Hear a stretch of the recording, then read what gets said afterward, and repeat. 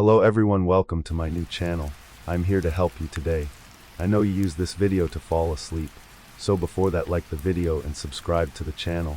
Also, where are you from and what time are you watching? Now get comfortable and relax. Case 1. The morning of July 11, 2019, broke with the familiar, intense heat of a suburban summer in Chandler, Arizona. In a well-kept home on a quiet street, a family was moving through the motions of a day that felt ordinary, but was balanced on the edge of a precipice. The fourth husband of Lori Vallow, a successful businessman named Charles Vallow, was on his way to the house. His plan was simple and paternal: to pick up his 7-year-old son, Joshua Jackson Vallow, whom everyone called JJ, for school. It was a routine act, an anchor of normalcy in a marriage that had become a bewildering storm of paranoia and fear. For months, the husband had been watching the woman he loved transform into a stranger.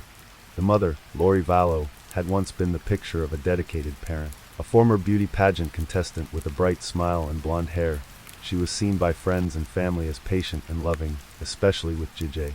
The young son, who was on the autism spectrum, was technically the husband's grandnephew, the biological son of his sister's daughter. But the couple had adopted him, and the mother had, for years, appeared to be the perfect caregiver for a child with special needs. She was charismatic and persuasive, a woman who could easily draw people into her orbit. But that orbit had grown dark and erratic. By 2019, the mother was no longer just a devout member of the Church of Jesus Christ of Latter-day Saints. Her faith had splintered into a set of extreme, apocalyptic beliefs. She had started to believe she was a goddess, and exalted being chosen to lead a group of 144,000 righteous people through the end of the world. Her husband, a man grounded in the practicalities of business and family, found himself married to a woman who claimed to communicate with angels, who spoke of past loves, and who had developed the terrifying new vocabulary to describe the people around her. This transformation was not born in a vacuum.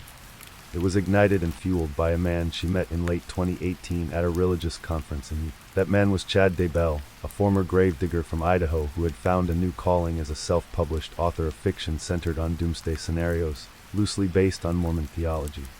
He was not just a writer. He presented himself as a prophet, a seer who could look beyond the veil into the spirit world. He claimed he could assess people's spiritual state, assigning them ratings of light or dark. He taught his followers, a small but growing group, that many people were no longer themselves. Their original souls, he claimed, had departed their bodies, which were then possessed by dark spirits. He called these possessed individuals zombies. This was not metaphorical language to him. It was a literal reality, and it would become the theological justification for murder. When the mother and the prophet met, their ideologies fused into a potent and dangerous worldview. They quickly began an affair, convinced they had been married to each other in numerous past lives. To them, their current spouses were merely obstacles. The husband, Charles Vallow, was acutely aware of the danger. He was not just dealing with a cheating wife. He was terrified. In February of 2019, 5 months before that fateful July morning, he had filed for divorce. In the court documents, and in desperate calls to the police, he laid out his fears with chilling clarity. He told officers that his wife believed she was a god preparing for Christ's second coming and had threatened him directly. She said, "I will kill you," he stated, telling authorities that if he got in the way of her mission, she would murder him. He tried to get her help, arranging a mental health evaluation, but she was deemed to be of sound mind. His pleas for intervention went unanswered. In a final, prescient act of desperation, the husband changed the beneficiary of his $1 million life insurance policy. He removed his wife and named his sister, Kay Woodcock, the biological grandmother of JJ. He knew his life was in jeopardy. Standing beside the mother through this entire period was her older brother, Alex Cox.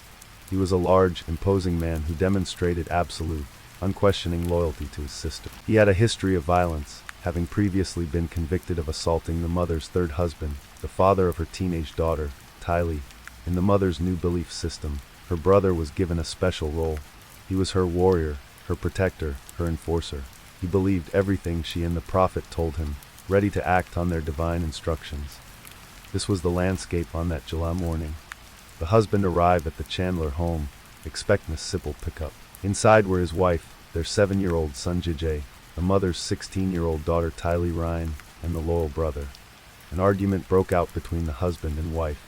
According to the story that would later be told to police, the husband became enraged.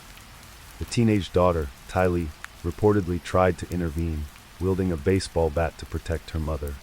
The brother claimed the husband then took the bat from the girl and came toward. It was at this point, the brother stated, that he went to his room, retrieved his gun, and shot his brother-in-law twice in the chest. The husband collapsed to the floor. But the call to 911 was not made immediately. An analysis of cell phone records would later show a staggering 43-minute gap between the time the husband was likely dead or dying and the moment the brother finally dialed for help. In that time, the mother took her son, JJ, to school. She also made a phone call to the prophet in Idaho. When police finally arrived, they walked into a scene of rehearsed calm. The brother, the mother, and the teenage daughter all told the same, consistent story. It was self-defense. They claimed the husband had been the aggressor, and the brother had no choice but to shoot. Their accounts were so synchronized that the authorities, at the time, saw no reason to doubt them. The investigation was, for all intents and purposes, closed. With the husband dead, the first and most vocal obstacle to the mother's new life was gone. She was now free to pursue her relationship with the prophet, and she would soon have access to her late husband's money, or so she thought.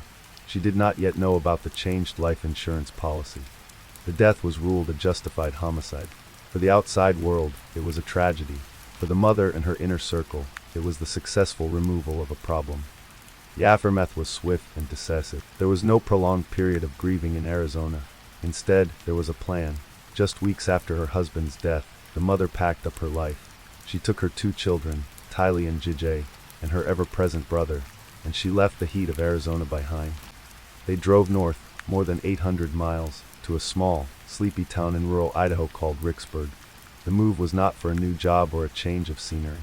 It was a pilgrimage. She was moving her entire family to be close to the man she believed was her eternal husband, the prophet Chad Daybell. At the time, the prophet was still married to his wife of nearly 30 years, a school librarian named Tammy Daybell, who had no idea her world and her life were about to be systematically destroyed. The children, Tylee and JJ, not cut off from the rest of their family and friends, were being delivered directly into the heart of a religious cult of 2, a world where their own mother was being taught to see them not as her children, but as potential vessels for darkness, as enemies who might need to be removed. The summer of 2019 was ending, and the deadliest chapter of this story was about to begin in the cold, isolated landscape of eastern Idaho. By the end of August 2019, the mother, her 2 children, and her brother had settled into a new life in Ricksburg, Idaho. The town was small, predominantly Mormon, and surrounded by the vast, open landscapes of the American West. It was here that the prophet, Chad Daybell, lived with his wife, Tammy. For the teenage daughter, Tylee Ryan, and the young son, JJ Vallow, the move represented a profound isolation. They were separated from their friends, their schools, and the wider family who had provided a buffer against their mother's increasingly strange behavior.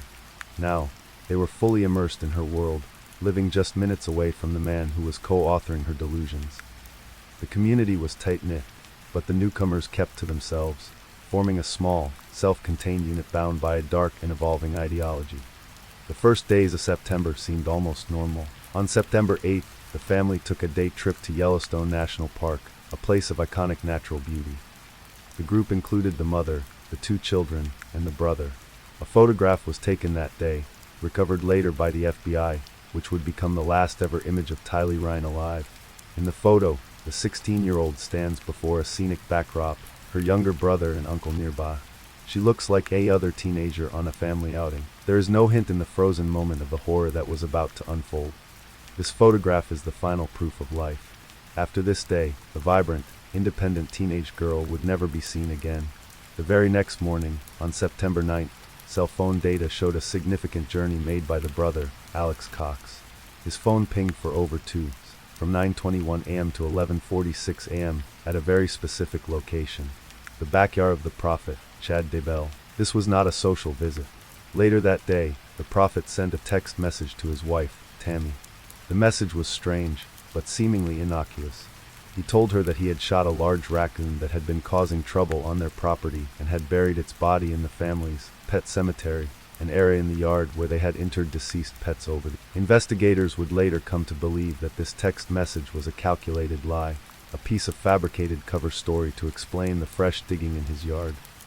They believed that on that morning, while the mother was elsewhere, her loyal brother was on the prophet's property, digging a grave not for an animal, but for his own 16-year-old niece. In the days that followed Tylee's disappearance, the mother began telling people that her daughter had gone to live with relatives or was attending classes at a local university. No one seemed to question it. The family's insular nature provided a cover for the first of two silent disappearances. Less than 2 weeks later, the focus shifted to the 7-year-old son, JJ Vallow. On the evening of September 22nd, a friend of the mother's, a woman named Melanie Gibb, was staying at the Ricksburg apartment. She was also a follower of the Prophet's teachings. That night, she witnessed something she would later recount to investigators. She saw the brother, Alex Cox, carrying his young nephew up the stairs. The boy appeared to be asleep in his uncle's arms. This tender, domestic image would become the last confirmed sighting of JJ Vallow by anyone outside of the core group of 3. The next morning, September 23rd, the friend noticed the little boy was gone. When she asked the mother where he was, she received a chilling and bizarre explanation. The mother claimed that her son had been acting like a zombie the night before, climbing on top of the refrigerator and cabinets and knocking over a picture of his behavior, she said, was out of control. Because of this, she had called her brother, the warrior, to come and take him away. The mother showed no sadness or concern, speaking of her son's disappearance in the detached language of their shared delusion. That very same day, she contacted JJ Elementary School, a school he had attended for only a few weeks, and informed them that she was unenrolling him. She told the school that she would be homeschooling him from now on. With that, the last official tie the young boy had to the outside world was severed. Just like his sister, he had vanished. With both children now gone, the mother and the Prophet were free of the obstacles that they believed were holding them back. They could now turn their attention to the final remaining barrier to their life together. The Prophet's wife of nearly 3 decades, Tammy Daybell. She was a beloved school librarian, a mother of 5 adult children, and by all accounts, a healthy and active 49-year-old woman. She was, however, married to a man who was now deeply enmeshed in a conspiracy with another woman, a man who had already allegedly presided over the disposal of 2 children on his property. Her life was in imminent danger. On October 9, 2019, the threat became overt. That afternoon, the Prophet's wife returned to her home and was confronted by a man in a ski mask. The man pointed a gun at her and fired several times before running away. She was not hit. Confused and shaken, she reported the incident to the sheriff's office, telling them she believed the weapon was a paintball gun. The incident was documented, but the assailant was never found. Investigators now strongly believe the man in the mask was the mother's brother, Alex Cox, in a bungled first attempt to murder the Prophet's wife. The failed attempt did not deter them.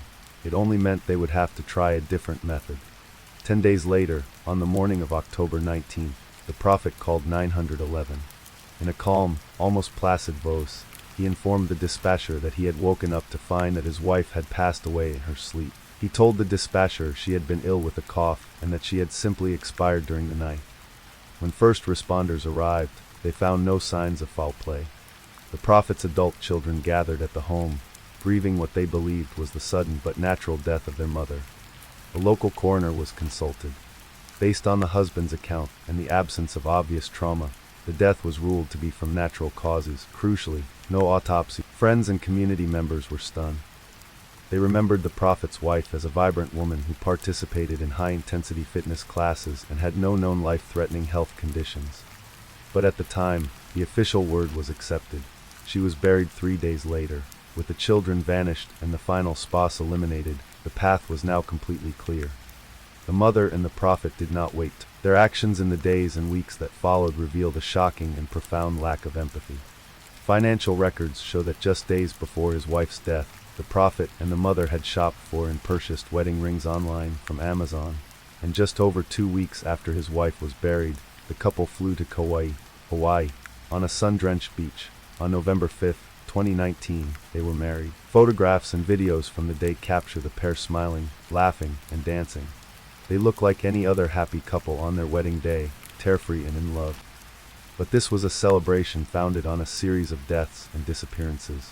As they exchanged their vows, the bodies of the mother's 2 children lay buried in the cold Idaho soil of the Prophet's backyard, their absence from the world known only to the very people who were meant to protect them. The wedding was not a beginning, but the culmination of a deadly conspiracy. The problem was, at that point, no one else knew any crime had even been committed. That was about to change. While the newly married couple, the mother and the prophet, enjoyed their honeymoon on the sunny shores of Hawaii in early November 2019, a storm was gathering thousands of miles away. They had eliminated their spouses and hidden the children, believing they had created a new life free from the obstacles of their past. But they had overlooked one crucial, persistent force, the love of a grandparent.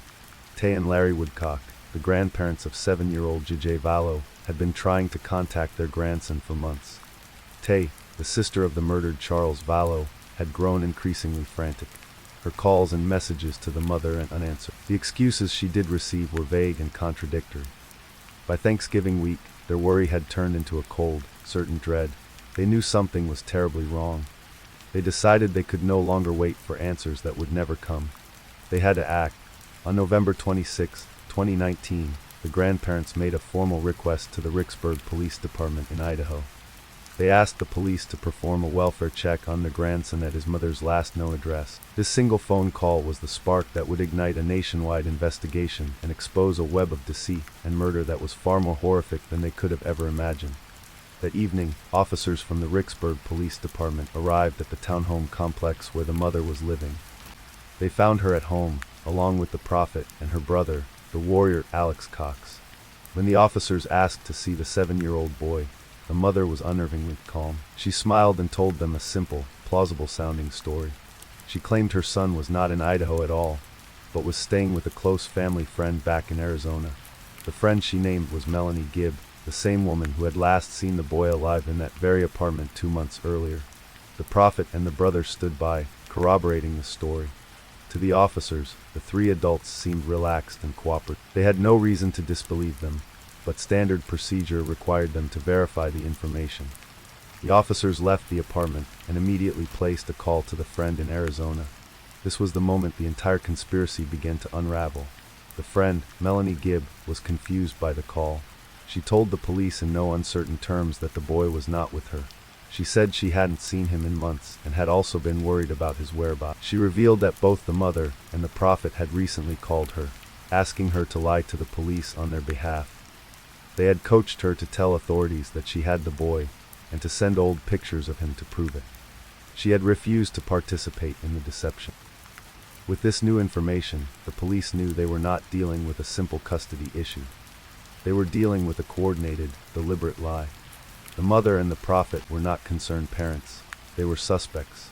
The next morning, November 27th, armed with a search warrant, the police returned to the apartment. They found it eerily empty. In the few hours since their first visit, the couple had packed their essentials and vanished. Their sudden flight from Rexburg was a clear admission of guilt. It confirmed the police's worst fears. The children were not just out of contact, they were in grave danger, and their mother was on the run.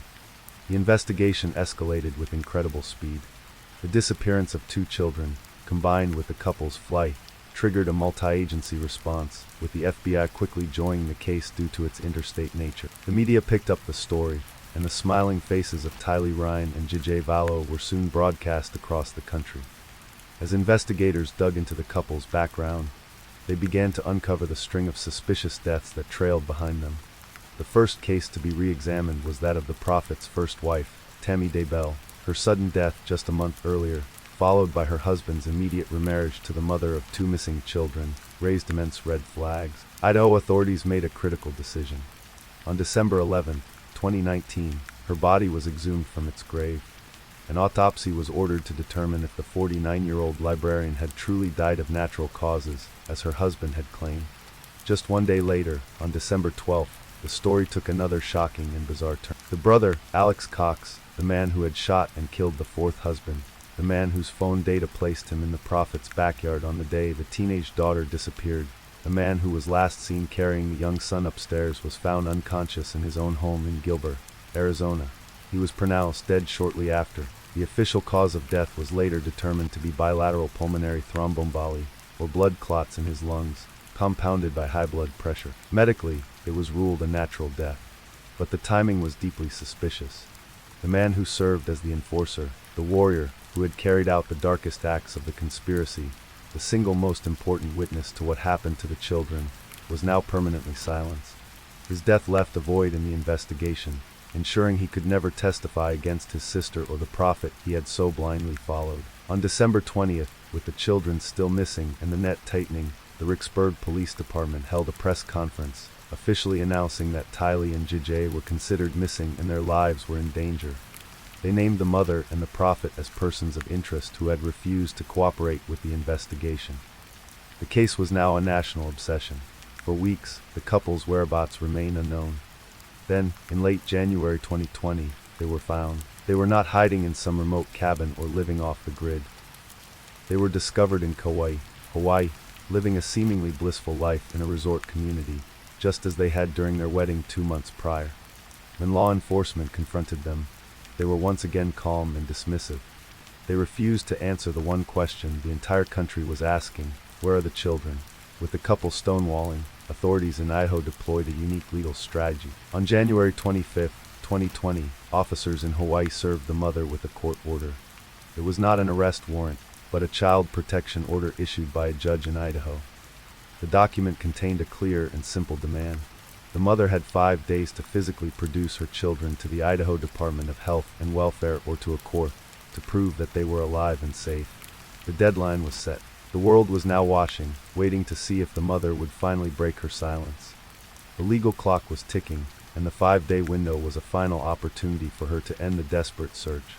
But for the grandparents, the investigators, and a horrified public, there was a growing certainty that this was a deadline she could not possibly meet.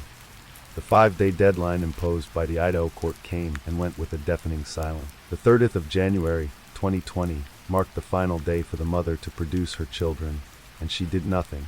She did not fly to Idaho with Tylee and JJ. She did not offer any proof of life. She did not provide any explanation for their whereabouts. She simply and defiantly ignored the legal order. This flagrant contempt of court was the final piece authorities needed. Her failure to comply was not just a legal infraction. It was a tacit admission that she could not produce the children because they were gone. The hope that had been dwindling for months finally evaporated, replaced by the grim certainty of a crime. Still, the arrest was not immediate. For nearly 3 more weeks, the mother and the prophet continued their life in Hawaii, shadowed by law enforcement and scrutinized by the national. Investigators used this time to meticulously build their case, gathering financial records, phone logs, and witness statements. Finally, on the 20th of February, 2020, their time in paradise came to an end. Lori Vallow Daybell, the so-called Doomsday Mom, was arrested by the Kauai police. The initial charges were not for murder, but they were serious: 2 felony counts of desertion and non-support of dependent children, along with misdemeanors for resisting officers, criminal solicitation, and contempt of court. As she was led away in handcuffs, she was smiling, a detail that was broadcast across the country, further cementing her public image as a cold and unfeeling mother. Her extradition back to Idaho in early March was a media spectacle. She was no longer an obscure figure from a fringe religious group. She was one of the most infamous women in America. Flanked by officers, she walked through airports, her face a mask of indifference, offering no comment to the shouting reporters.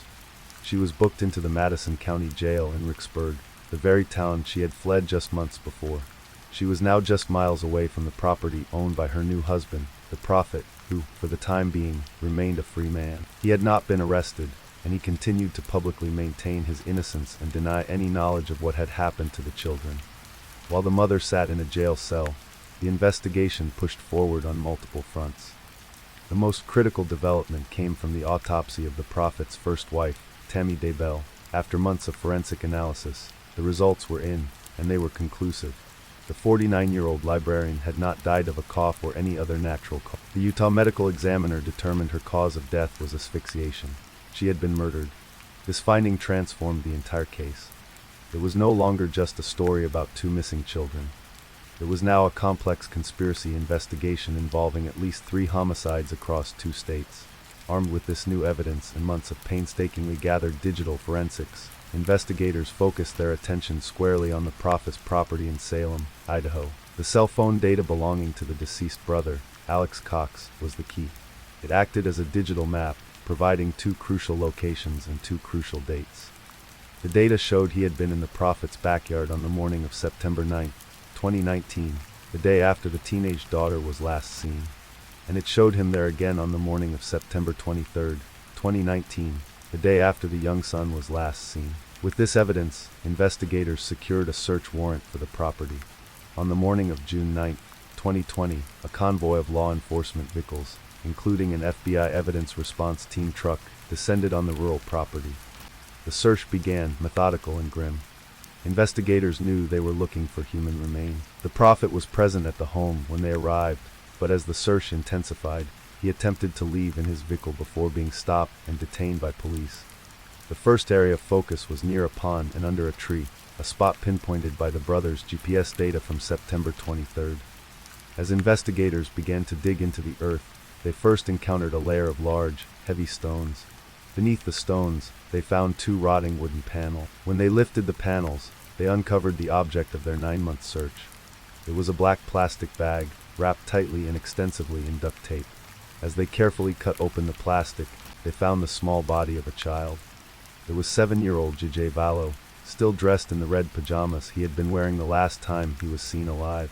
He had been bound with more duct tape, his head covered by the same black plastic. The discovery was devastating, a confirmation of everyone's deepest fears. But the search was not over. They still had to find his sister. The team moved to the second location indicated by the brothers' phone data, an area near the fire pit that the family referred to as their pet cemetery. This was the same spot where the prophet had texted his wife months earlier about burying a raccoon. The digging here revealed something even more disturbing. They first unearthed the melted green bucket. Below it, in the disturbed soil, they found a horrifying collection of charred flesh and clumps of burned bone. The remains were so violently desecrated, burned, and dismembered that they were unrecognizable as a human body. It was a scene of utter brutality. Forensic analysis would later confirm through DNA that these fragmented and scorched remains belonged to 16-year-old Tylee Ryan. The manner of her disposal spoke to a desperate, frantic effort to destroy all evidence of her existence. The search had ended. The children had been found. Their bodies were discovered buried like refuse in the backyard of their mother's new husband. The international search for Tylee and JJ was over, and a double murder investigation had now begun in earnest. That same day, the prophet, Chad Daybell, was formally arrested. The initial charges were for concealing or destroying evidence, but everyone knew charges of murder were inevitable. The long, agonizing question of where had finally been answered in the most horrific way possible. Now, a new set of questions demanded answers. How were these children killed? Why were they killed? And who would be held responsible for an evil so profound it defied all comprehension? The stage was now set for a legal battle that would seek to bring justice for the 2 innocent lives stolen and buried in a quiet Idaho backyard. With a horrific discovery in his backyard, the prophet Chad Daybell joined the mother, Lori Vallow, in custody. The 9-month mystery of the missing children was over, but the quest for justice was just beginning. The case had transformed from a search into a multi-state, triple homicide investigation. For the next year, while the 2 main suspects sat in jail, investigators and prosecutors worked tirelessly to assemble a mountain of evidence, preparing to present a story of an almost unbelievable conspiracy to a jury. In May of 2021, a grand jury in Idaho delivered the charges that had become inevitable. The mother and the prophet were formally indicted for first-degree murder and conspiracy to commit first-degree murder in the deaths of the 2 children, Tylee Ryan and JJ Vallow, and the prophet's first wife, Tammy Daybell. The prosecution's theory of the case was built on a foundation of 3 simple, yet powerful human motivators, which they argued were cloaked in the elaborate language of religious extremism. The motives were not God, but money, power, and sex. For the money, the couple sought to collect Social Security and survivor benefits for the children, and they conspired to cash in on the substantial life insurance policies of their deceased spouses. For power, they envisioned themselves as messianic figures, a chosen goddess and a revered prophet who would lead a select group of followers through the apocalypse, wielding spiritual authority over life and death. And for sex, the most fundamental driver, they methodically eliminated every person they saw as an obstacle to their relationship: a husband, a wife, and 2 innocent children. The bizarre religious beliefs, the prosecution argued, were not evidence of insanity, but rather the very tool used to commit the crimes. The language of zombies, dark spirits, and ratings of light and dark was a chillingly effective method of dehumanization. By convincing themselves and their enforcer, the brother Alex Cox, that their victims were no longer human, that their bodies were mere shells occupied by evil, they gave themselves the moral permission to kill. Murder, in their twisted worldview, became a righteous act of spiritual cleansing.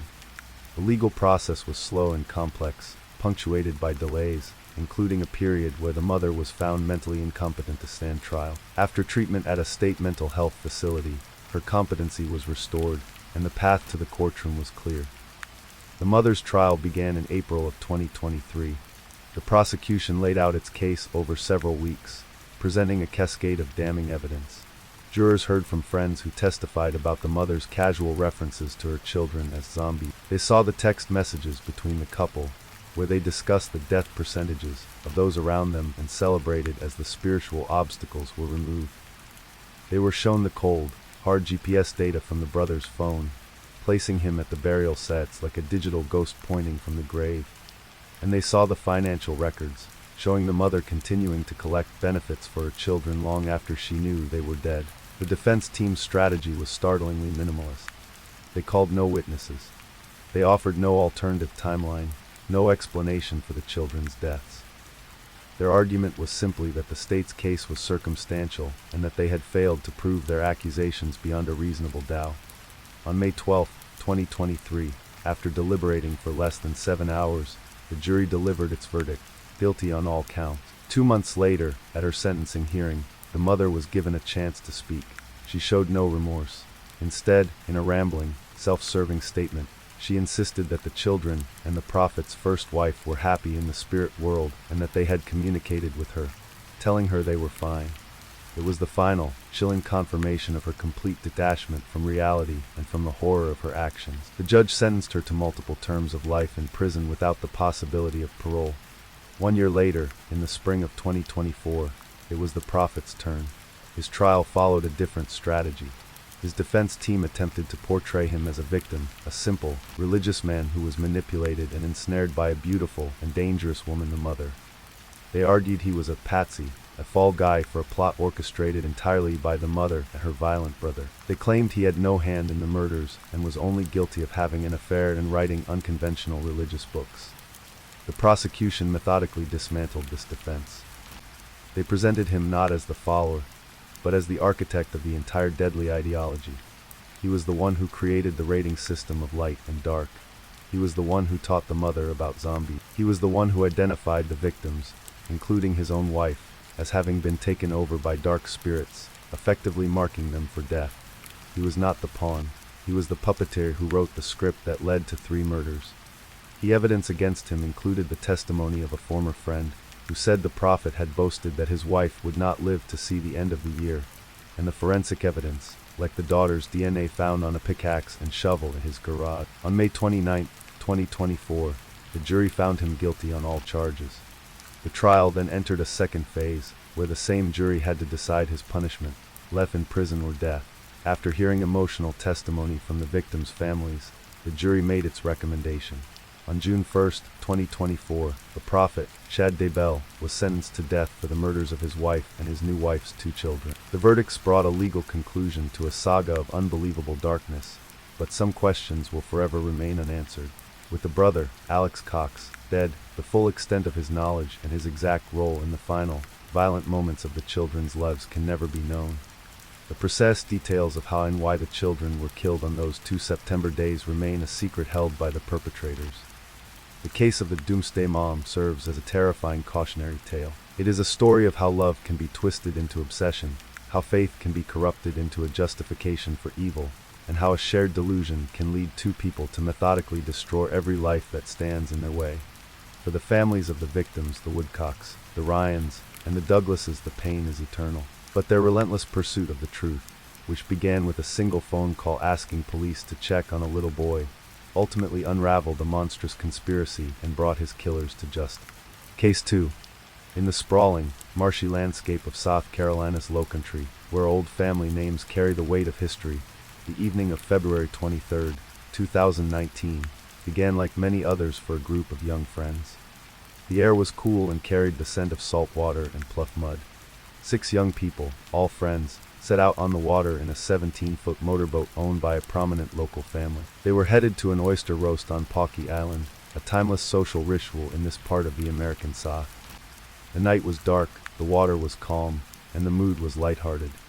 But an undercurrent of recklessness was propelling them toward a tragedy that would unravel a century-old dynasty. At the helm of the boat was the 19-year-old younger son of the family, Paul Murdaugh. He was known to his family as Paw Paw, a good-natured young man who was loyal to his friends and close to his grandparents.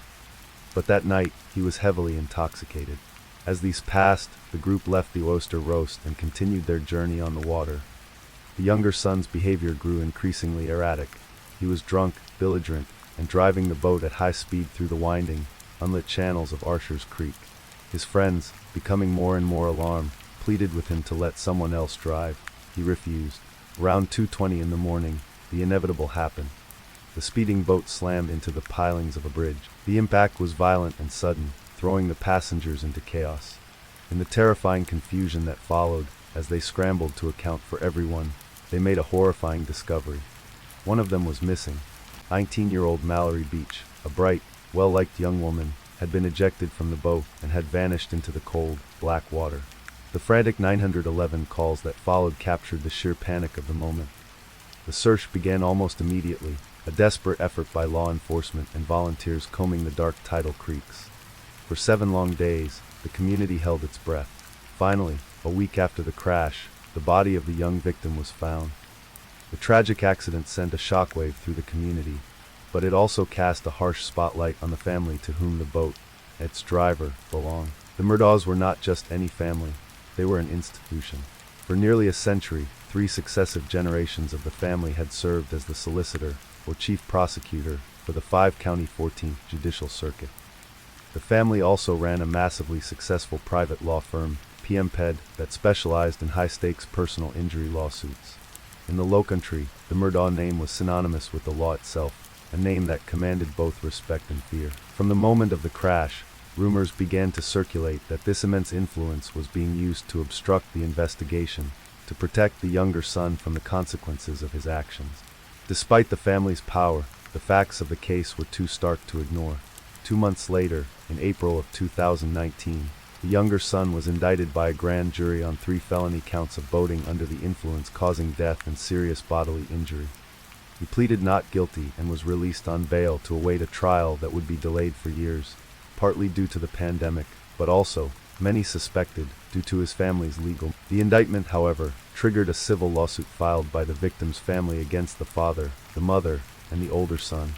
This lawsuit would become a relentless source of pressure, slowly tightening a financial vise around the family patriarch.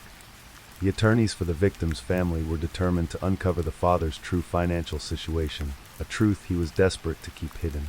While the boat crash was the public face of the family's troubles, it was merely one tremor in a seismic event building beneath the surface for years. Other tragedies, other deaths, had long been associated with the family name, dismissed at the time but now being whispered about with renewed suspicion. In February of 2018, a year before the boat crash, the family's longtime housekeeper and nanny, a 57-year-old woman named Gloria Satterfield, died. She was more than an employee. She was considered a part of the family, a beloved figure who had helped raise the 2 sons. The official story, as told by the father, was that she had tripped over the family's dogs at their sprawling hunting estate, called Moselle, and fallen down a flight of stairs. She sustained a traumatic brain injury and died in the hospital several weeks later. At the time, her death was classified as being from natural causes, a result of a fall. No autopsy was performed. In what appeared to be a gesture of profound kindness, the father approached the housekeeper's 2 adult sons after her funeral. He advised them to sue him, to file a claim against his homeowner's insurance policy so that he could provide for them financially. He even recommended a lawyer for them to use.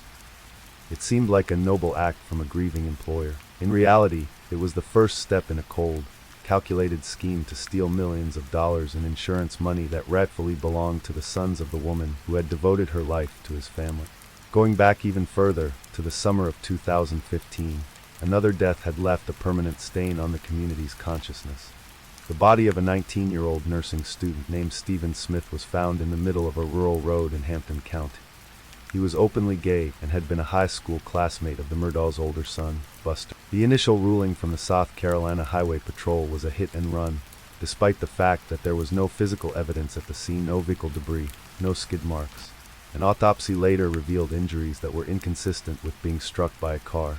From the very beginning, rumors swirled, connecting the Murdaugh name, and specifically the older son, to the mysterious death. The case was never solved, officially remaining a hit and run, but for years it lingered as an open secret, a symbol of the two-tier justice system that many believed existed in the locum. By the early summer of 2021, these disparate threads were beginning to pull tight. The pressure on the father, the lawyer Alex Murdaugh, was becoming unbearable. The civil lawsuit from the boat crash was scheduled for a hearing in just a few days, a hearing where he would be forced to disclose his financial records. Simultaneously, the partners at his own law firm were beginning to suspect that he had been stealing money from the firm and its clients for years. On the morning of June 7, 2021, the firm's chief financial officer confronted him about missing fees totaling nearly $800,000. The lawyer promised to find the money. His world, built on a foundation of lies, privilege, and stolen money, was on the verge of complete collapse. The storm that had been gathering for years was about to break. That evening, the family was scattered. The mother, Maggie, was at the family's beach house on Edisto Island. The father was at Moselle, the family's 770-acre hunting estate in rural Colleton County, along with their younger son, Paul. The father made a phone call to his wife. He urged her to come to Moselle that night. His father, the 81-year-old former solicitor, was in failing health, and he told his wife he wanted her to go with him to visit the family patriarch next day. The mother was reluctant at first, but eventually she agreed. She made the drive from the beach house to the isolated, sprawling property, arriving in the early evening. The family had dinner together. The night was warm and humid, filled with the familiar sounds of a South Carolina summer. But as darkness settled over Moselle, the peaceful facade of this powerful Southern family was about to be shattered by an act of unimaginable violence.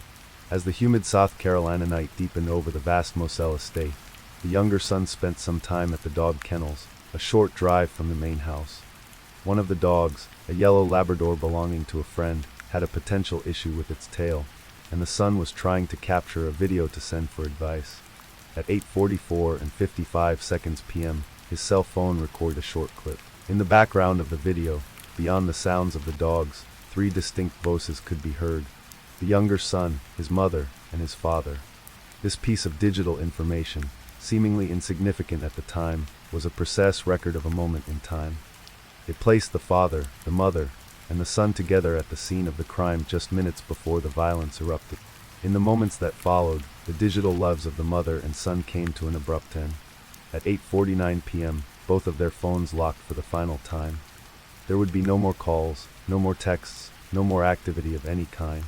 A silence fell over the kennels, a silence bought by an act of extreme brutality.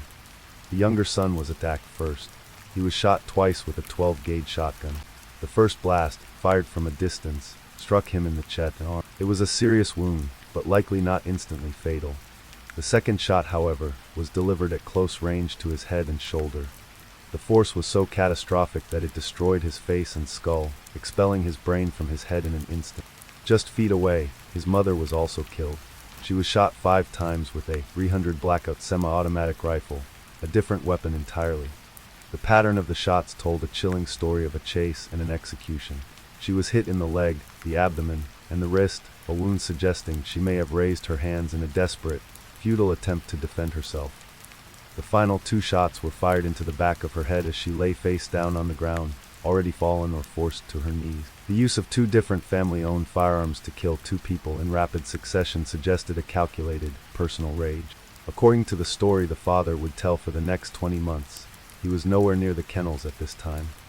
He claimed that after their dinner together, he had fallen asleep on a sofa in the main house. He then awoke and, between 9:02 and 9:06 p.m., left the property to drive to his mother's home in the nearby town of Almeda to check on her. GPS data recovered from his vehicle would later confirm the trip.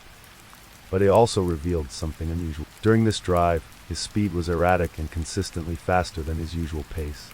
Furthermore, data from his cell phone showed a sudden, unexplained burst of activity just after 8:49 p.m., the time the murders are believed to have occurred. His phone registered 283 steps in just 4 minutes, a surge of physical movement inconsistent with a man waking from a nap. After a brief visit with his ailing mother and her caregiver, he began the drive back to Moselle. At 10:06 p.m., the father placed a frantic call to 911. His voice was a torrent of panic, broken sobs. "My wife and child have been shot badly," he cried to the dispatcher. He sounded like a man whose world had just been destroyed. Over and over, he insisted he had checked them, touched them, felt for a pulse. "They're not moving," he gasped. It was a performance of profound grief and shock. The first sheriff's deputy arrived on the scene at 10:25 p.m. and was guided down to the kennels by the father. The scene that greeted the officer was one of utter carnage. The two bodies lay in pools of blood, the evidence of the violent ambush stark under the glare of headlights. Yet, as the officer observed the father, he noticed something strange, something that didn't fit. For a man who claimed to have just discovered his murdered wife and son, and to have touched their bloody bodies, the father was, in the officer's words, unusually clean. There was no blood on his hands, his shirt, his shorts, nothing. Investigators also noted a freshly coiled water hose and a puddle of water on the concrete nearby, raising immediate suspicions that a cleanup, however hasty, had taken place before the 911 call was ever made. That night, in his first official interview with agents from the South Carolina Law Enforcement Division, or SLED, the father laid out his alibi. He was adamant. The last time he saw his wife and son alive was at dinner. He then took a nap, went to his mother's, and came back to find the horrific scene. He explicitly denied going down to the dog kennels with them at any point after dinner. This story would become his unshakable truth for nearly The next day, the investigation yielded another strange discovery. The mother's cell phone was found on the side of a rural road, miles from the estate, as if it had been thrown from a moving vehicle. And just 3 days after the murders, another tragedy struck the family. The father's father, Randolph Murdaugh III, the former long-serving solicitor, died of natural causes. In the span of 72, the father had lost his wife, his son, and his own father. To the outside world, it was a tragedy of almost Shakespearean proportions, a family dynasty cursed and crumbling. The wave of sympathy the prosecution would later argue he had hoped to create had begun to swell. For a time, the brutal double homicide did exactly what prosecutors believed it was designed to do. It paused the other storm gathering over the father's head. The inquiries into his financial dealings were temporarily put on hold out of respect for his loss. But the pause was brief. By late August, the partners at his law firm had uncovered undeniable proof of his widespread financial crimes. On September 3, 2021, less than 3 months after the murders, they confronted him. He confessed to stealing millions of dollars, and he was forced to resign from the firm his great-grandfather had founded a century before. The next day, the firm released a public statement, and the father's carefully constructed world imploded. He was no longer just a grieving victim. He was a disgraced lawyer and an admitted thief. Just after the law firm's announcement, the saga took its most bizarre turn yet. On September 4th, the father called 911 again. This time, he was the victim. He claimed a stranger in a truck had shot him in the head as he was changing a flat tire on a deserted country road. The news exploded. Was this an act of revenge? A hired hit connected to the murders of his wife and son? The story seemed plausible for a moment, but it quickly fell apart. His head wound was described as superficial, and the investigation rapidly led police not to a mysterious assassin, but to a distant cousin and the father's longtime drug dealer, a man named Curtis Eddie Smith. Within days, the father confessed to the truth. He had orchestrated the entire event. He had paid the cousin to shoot him in the head in a botched suicide-for-hire scheme. The goal was for his surviving older son, Buster, to collect a $10 million life insurance payout. At the same time, he announced he was entering a rehabilitation facility for a 20-year addiction to opioids, an addiction he claimed cost him $50,000. The elaborate lie was exposed. In the span of 3 months, the grieving patriarch had been unmasked as a thief, a liar, and the architect of a pathetic, fraudulent plot against his own life. His credibility was shattered. With his alibi for the murders now resting on the word of a proven manipulator, investigators pushed forward on all fronts. SLED announced they were officially reopening the investigations into the deaths of both the family housekeeper in 2018 and the young teenager in 2015. Based on information they had uncovered while investigating the murders at Moselle. The web of deceit was unraveling, revealing a darkness that extended far beyond one bloody night. With the father's credibility destroyed by the bizarre roadside shooting scheme, investigators began to pull aggressively on the threads of his financial life. What they uncovered was not a story of a man making a few bad decisions under pressure, but a deeply entrenched, multi-decade pattern of calculated theft and betrayal. The case of the deceased housekeeper, Gloria Satterfield, became the most damning example. Investigators exhumed her body, and the coroner officially changed her cause of death from natural to undetermined, formally opening a criminal investigation. SLED soon unraveled the father's supposed act of kindness. They discovered he had conspired with the lawyer he recommended to the housekeeper's sons, an old friend and former college roommate. Together, they had secured insurance payouts totaling more than $4.3 million, but that money never reached the two grieving sons. Instead, the father had directed the funds into a bank account he controlled, one he had created with a name deceptively similar to a legitimate financial services company. He stole every last cent, leaving the sons of the woman who raised his own children with nothing. It was an act of profound cruelty that revealed a man devoid of empathy, driven entirely by greed. This was just the tip of the iceberg. As authorities dug deeper, they unearthed a sprawling criminal enterprise. From October 2021 through the summer of 2022, a cascade of indictments fell upon the father. Grand juries charged him with nearly 100 separate financial crimes. The list of victims was long and varied. He had stolen from clients who were quadriplegic, from a highway patrolman injured in the line of duty, and from the family of a deaf man. These were vulnerable people who had trusted him to represent them in their moments of greatest need. He had also stolen from his own partners at the law firm and even from his own brother. In total, the amount of money he was accused of stealing approached $9 million. He was arrested, released on bond, and then arrested again as more crimes came to light. Finally, a judge revoked his bond, declaring him a danger to the community, and he was remanded to the Richland County Jail, where he would remain as the murder investigation continued to build around him. His 20-year opioid addiction, he claimed, was the reason for the thefts, a desperate need to fund an expensive habit. But prosecutors saw something more sinister, a man driven by an insatiable need to maintain a lifestyle of wealth and privilege, all of it built on lies.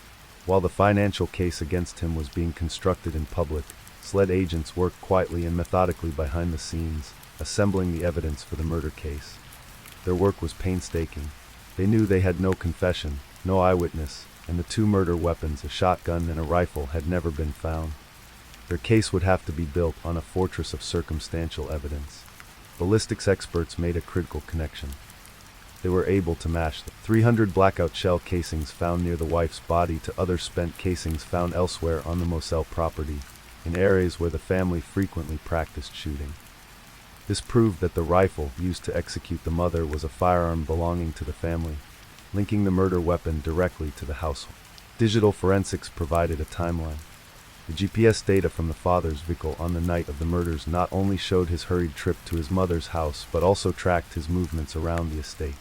And the data from his phone, which showed that sudden spike in physical activity right after the time of death, painted a picture of a man in motion, not a man asleep on a couch. But the single most important breakthrough came from an unlikely source: the younger son's cell phone. Months into the investigation, as forensic specialists analyzed its contents, they found it. The short video, taken at the kennels at 8:44 p.m., just 5 minutes before the phones went silent forever. As investigators listened to the audio from that clip, they heard the voice of the son talking about the dog. They heard the voice of the mother in the background. And they heard a third, deeper voice. To them, it was unmistakably the voice of the father. This was the silver bullet. It was the piece of evidence that directly contradicted the father's most fundamental claim, that he was never at the kennels that night. It placed him at the murder scene, with both victims, just moments before they were killed. To confirm their suspicions, investigators sought out those who knew the family best. They played the audio for several of the younger son's closest friends. One by one, without hesitation, they identified the third voice. "That's Alex," one of them said, his voice breaking with emotion. The father's alibi, the story he had told his family, his friends, and the police for months, was a lie. With this crucial piece of evidence in hand, the prosecution's theory of the case solidified. They could now explain why the father, a man who professed to love his family, would commit such a monstrous act. The motive, they argued, was desperation. The walls were closing in.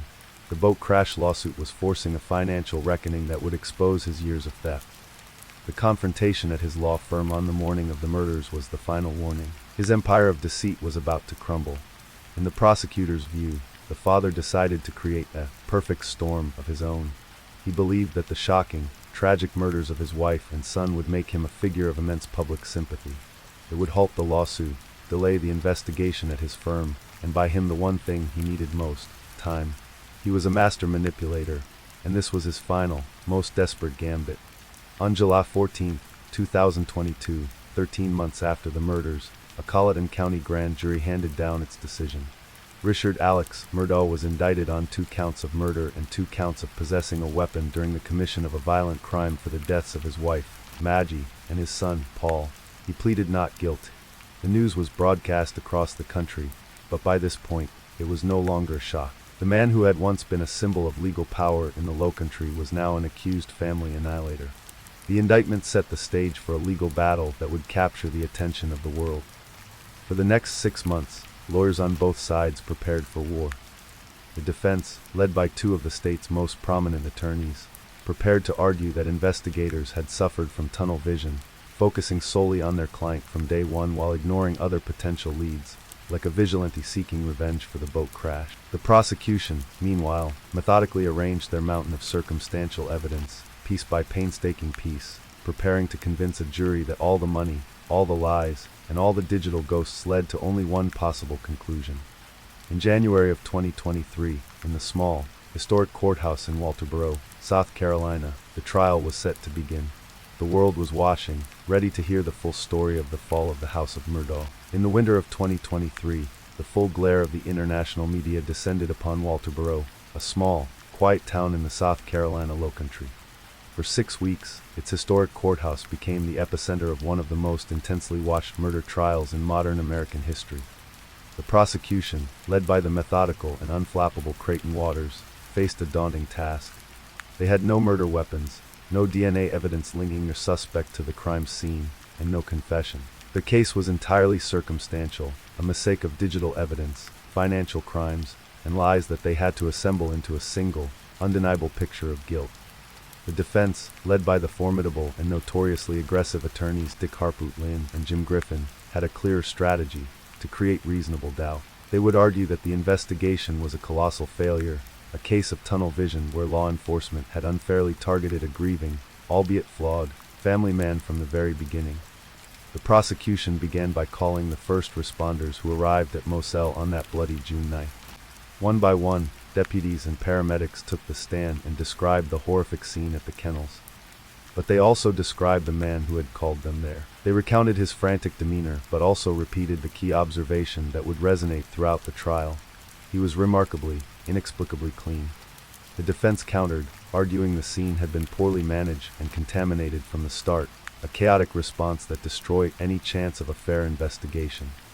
The prosecution then spent days building the foundation of their motive. They called to the stand the chief financial officer of the father's law firm, who detailed the confrontation about the stolen money on the morning of the murders. They called the housekeeper's son, who testified about being cheated out of millions of dollars. The defense objected vehemently, arguing that the father's financial sins, while wrong, had nothing to do with who killed his wife and son. In a pivotal moment of the trial, Judge Clifton Newman ruled against them. He allowed the evidence, stating that the father's dire financial situation and the imminent threat of exposure were crucial to understanding what might have driven him to commit the murders. It was a massive victory for the prosecution, allowing them to paint a picture of a man in a state of absolute desperation. Next came the digital evidence. Jurors were shown the GPS data from the father's car, mapping his high-speed, frantic journey after his family was dead.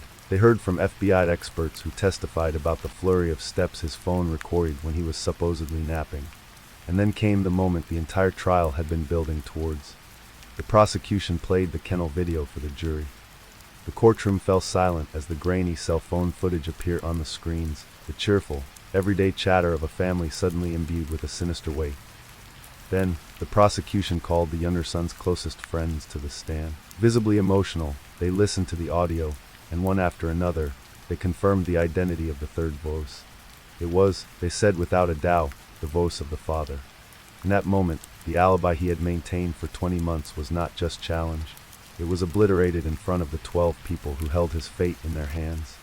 With their case crumbling, the defense team made a shocking, high-stakes decision. They announced that their client, the father, would take the stand to testify in his own defense.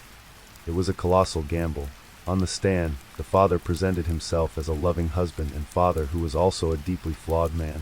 He looked directly at the jury and, in a stunning reversal, admitted what the video had already proven.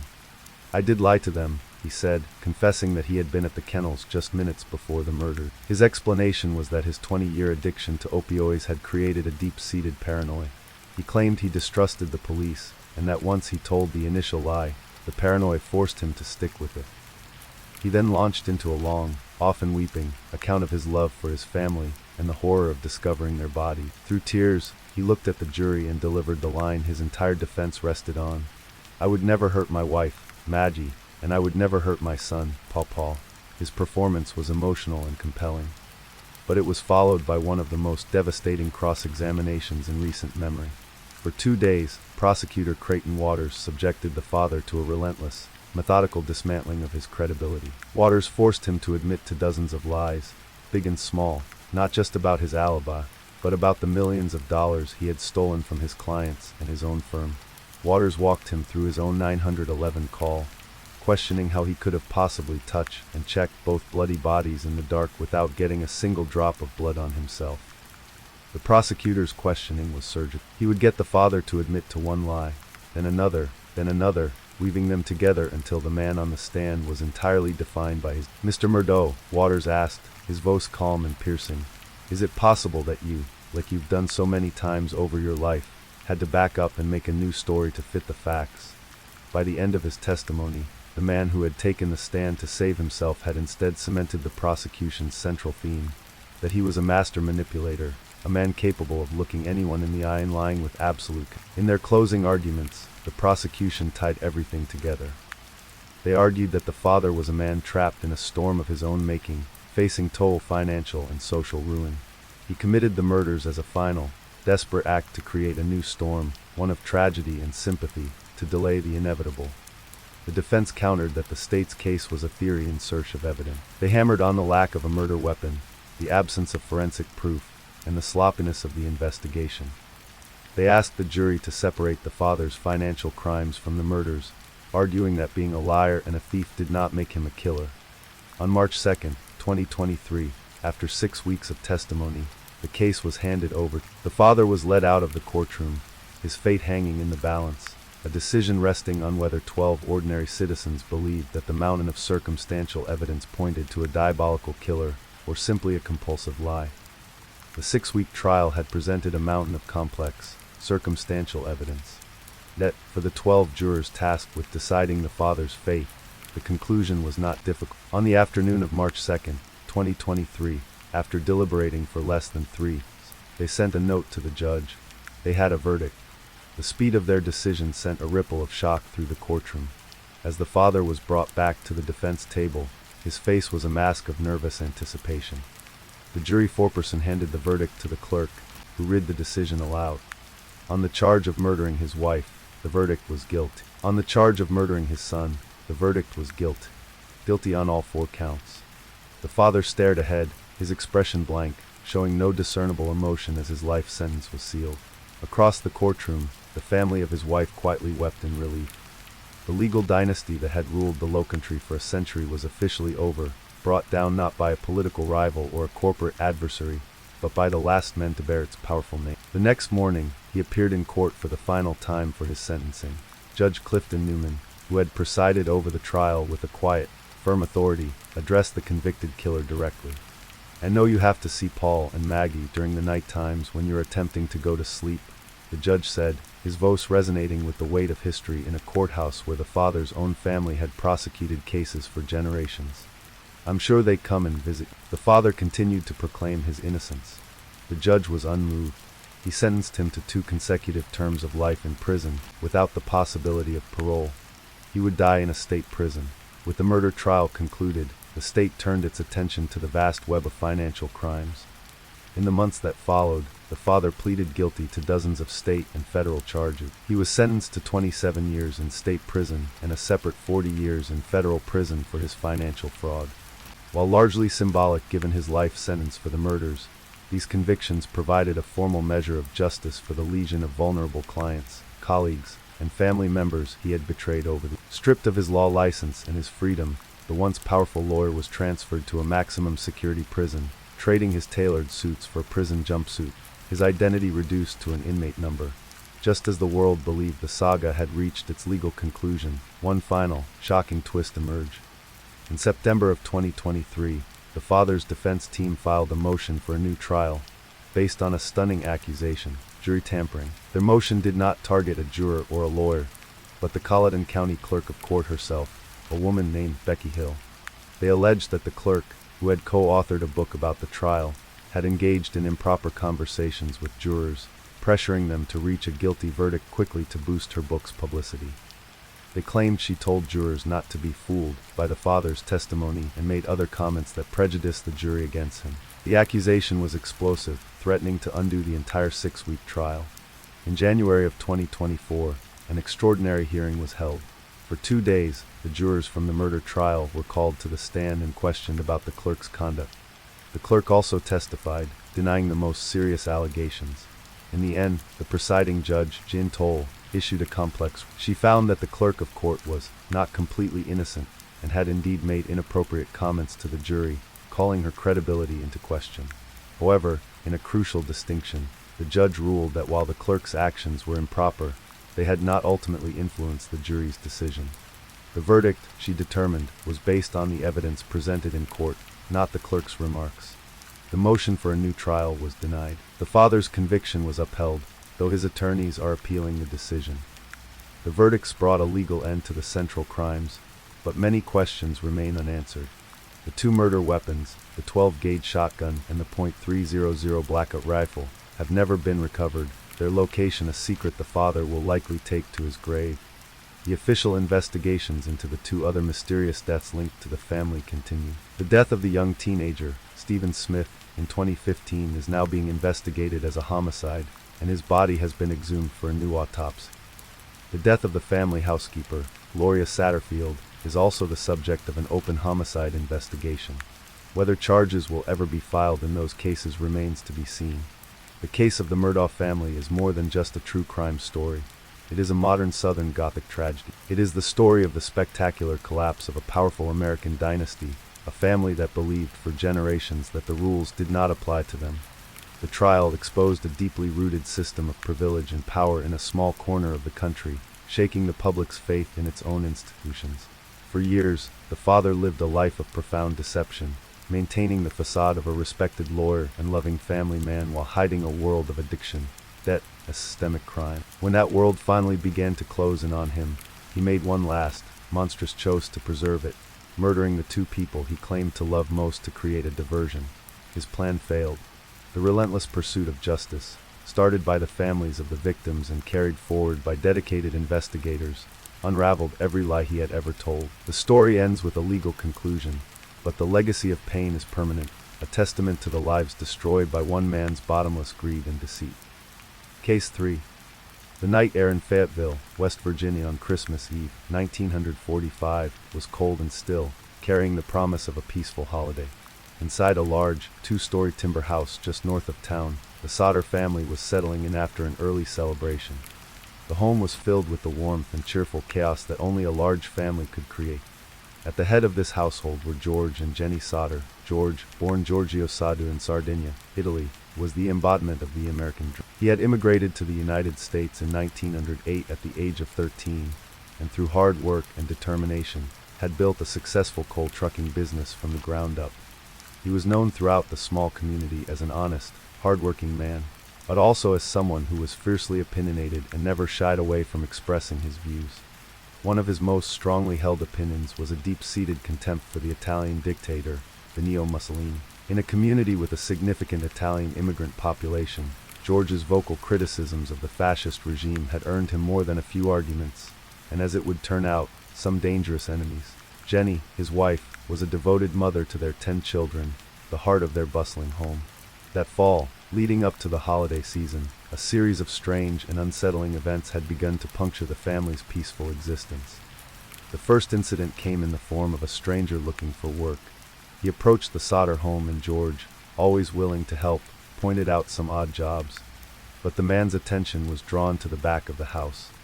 He walked over to the 2 fuse boxes and pointed, telling George that they were going to cause a fire someday. George thought the comment was odd, especially since he had just had the entire house rewired and inspected, and the electrician had declared it perfectly safe. He dismissed the man's warning as peculiar but harmless. The warnings soon became more direct, more sinister. A few weeks before Christmas, a life insurance salesman paid a visit to the Sauter home. When George politely but firmly declined to purchase a policy, the salesman's demeanor turned ugly. He became enraged, snarling at George with a chilling threat. "Your goddamn house is going up in smoke," he warned, "and your children are going to be destroyed." He then made the motive for his threat crystal clear, stating that this would be retribution for all the dirty remarks you've been making about Mussolini. The threat was so specific and venomous that it lingered in George's mind. The sense of being watched intensified in the days just before Christmas. George's older sons, John and George Jr., noticed a strange car parked along US Highway 21, the main road that passed by their property. For days, they saw the same car, its occupants just sitting inside, seemingly observing the younger Sauter children as they walked home from school. The feeling of dread was a low hum beneath the surface of the festive. On Christmas Eve, that feeling was temporarily forgotten. Marion, the eldest daughter at 17, had returned home from her job at a local dime store, her arms full of presents she had bought for her younger siblings. The house was filled with excitement. After a festive meal, the 5 youngest children, 14-year-old Morris, 12-year-old Martha, 9-year-old Louise, 8-year-old Jenny, and the baby of the family, 5-year-old Betty, begged their mother to let them stay up a little later than usual. They were desperate to play with the new toys Marion had brought them. Jenny, seeing their excitement, agreed, reminding them to do their usual chores: feed the cows and close the chicken coop before they went up to bed in the attic room they all share. The older boys, 23-year-old John and 16-year-old George Jr., were already exhausted from a long day of work with their father and retreated to their own downstairs bedroom. Around 10 o'clock, George and Jenny retired for the night, leaving the younger children playing happily in the living room. The last time Jenny saw them, they were safe and sound, lost in the joy of Christmas. At 30 minutes past midnight, the sharp ring of the telephone shattered the quiet of the house. Jenny woke up and went downstairs to answer. On the other end of the line was the voice of a woman she didn't recognize, asking for a name she had never heard. Jenny could hear loud laughter and the distinct sound of clinking glasses in the background, as if a party was in full swing. She told the caller she had the wrong number and hung up. On her way back to bed, she noticed several things that were out of place. The lights in the downstairs rooms were still on, and the curtains hadn't been drawn, chores the children usually did before bed. She also saw that the front door was unlocked. She assumed the children, in their excitement, had simply forgotten. She turned off the lights, drew the curtains, locked the door, and went back to bed. An hour later, at roughly 1 in the morning, Jenny was jolted awake again. This time, it was by a sound from above. She described it as a loud, sharp thump on the roof, immediately followed by a rolling noise, as if something had been thrown up there and had rolled down.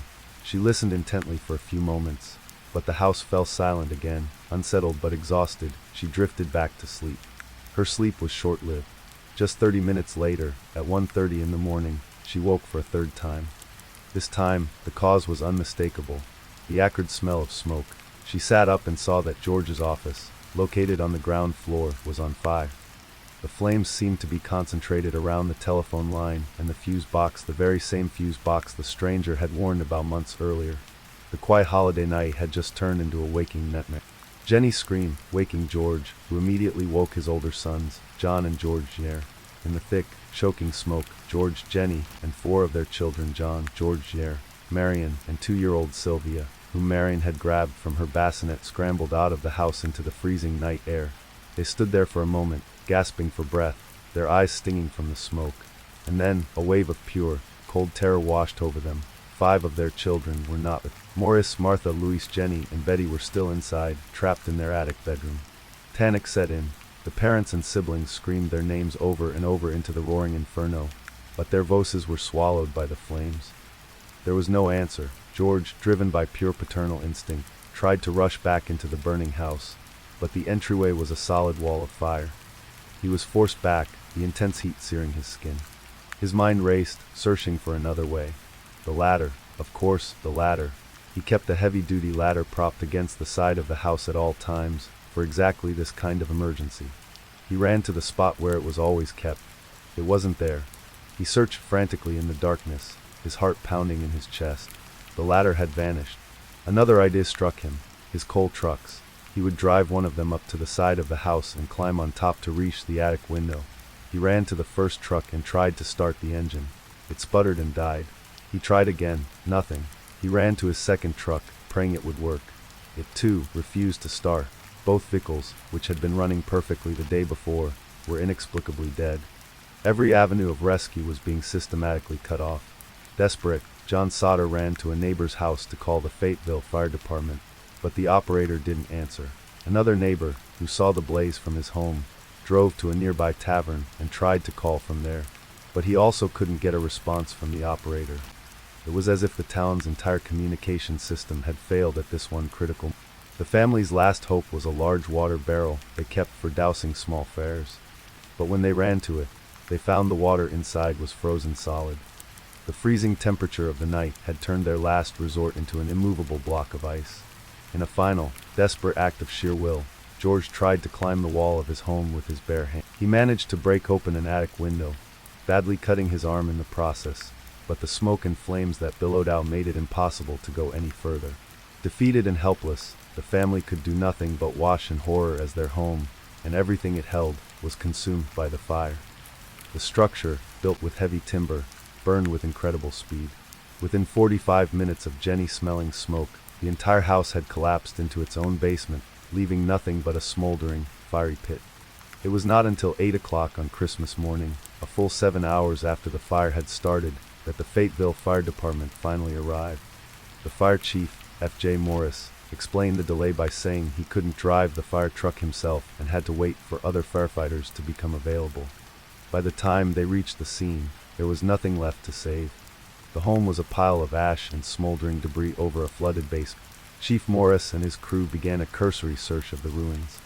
After a couple of hours, they delivered the devastating news to the heartbroken family. They hadn't found a single trace of the 5 children.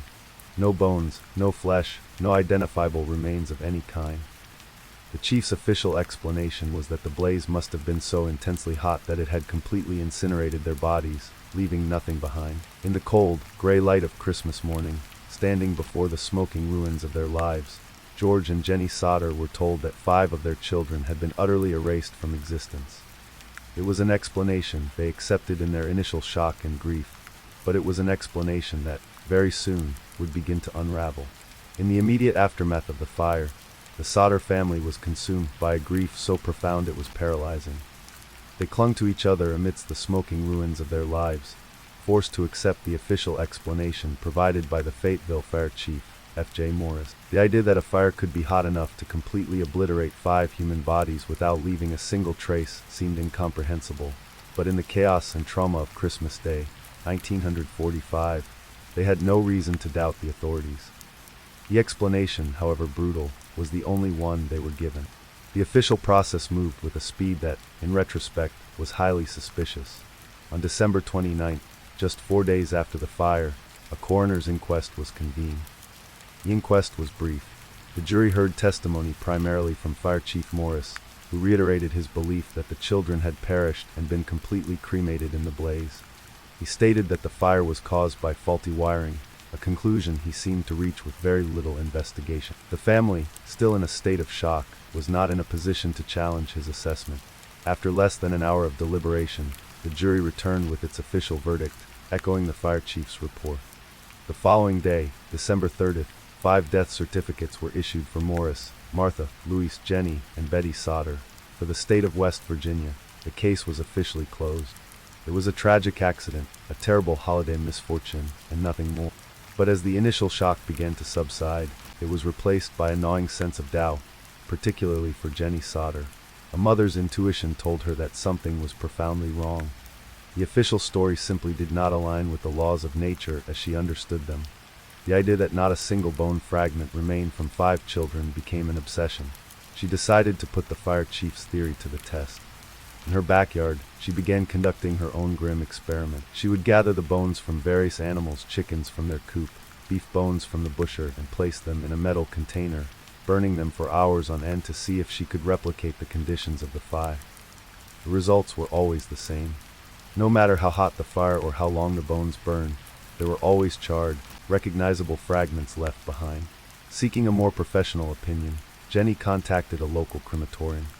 She spoke to an employee there, asking what happens to human bones during the cremation process. The employee's answer solidified her suspicions into certainty. She was told that even after a body is burned at 2,000 degrees Fahrenheit for more than 2 hours, a temperature and duration far exceeding the 45-minute house fire, the skeleton is not destroyed. Substantial bone fragments always remain and must be pulverized into fine ash afterward. Jenny now had empirical evidence, both from her own experiments and from an industry expert, that the official story was not just unlikely, it was impossible. As Jenny pursued this line of inquiry, George began to re-examine the events of that night, and the pieces began to form a chilling picture of deliberate sabotage. He remembered the phone call Jenny had received and the subsequent failure of their own phone line. He called the telephone company to have it repaired. A technician was dispatched, and after examining the pole near the house, he returned to George with a startling discovery. The telephone line had not been burned. It had been cleanly and deliberately cut, high up on the pole, by someone who would have needed to climb it with specialized equipment. This was a critical piece of information. It meant that the phone failure was not a result of the fire. It was a premeditated act that occurred before the fire even started. Also directly contradicted the faulty wiring theory. If the wiring had been the cause, the electrical system, including the phone line, would have been dead. Yet, Jenny had received a phone call just an hour before the blaze began. Someone had wanted to ensure the family was cut off from the outside world. A few days later, George was walking the grounds of his property when he noticed something out of place near the woods. He followed a trail into a steep, overgrown embankment, and, at the bottom, he found it. The heavy ladder that had mysteriously vanished from the side of the house on the night of the fire. It was over 75 feet from where it was supposed to be. There was no way it could have been moved by the fire or the collapse of the house. Someone had physically carried it away and thrown it down the gully, intentionally removing the family's most obvious means of escape for the children in the attic. With these discoveries, the Sodders were now certain that the fire was not an accident. It was arson, a deliberate act designed to cover up a far more terrible crime, the abduction of their 5 children. They began to recall the ominous events leading up to Christmas, the stranger warning of a fire, the insurance salesman's threat about Mussolini, the car that had been washing their children. It was all part of a coordinated plot. Witnesses soon came forward, their stories corroborating the family's darkest fears.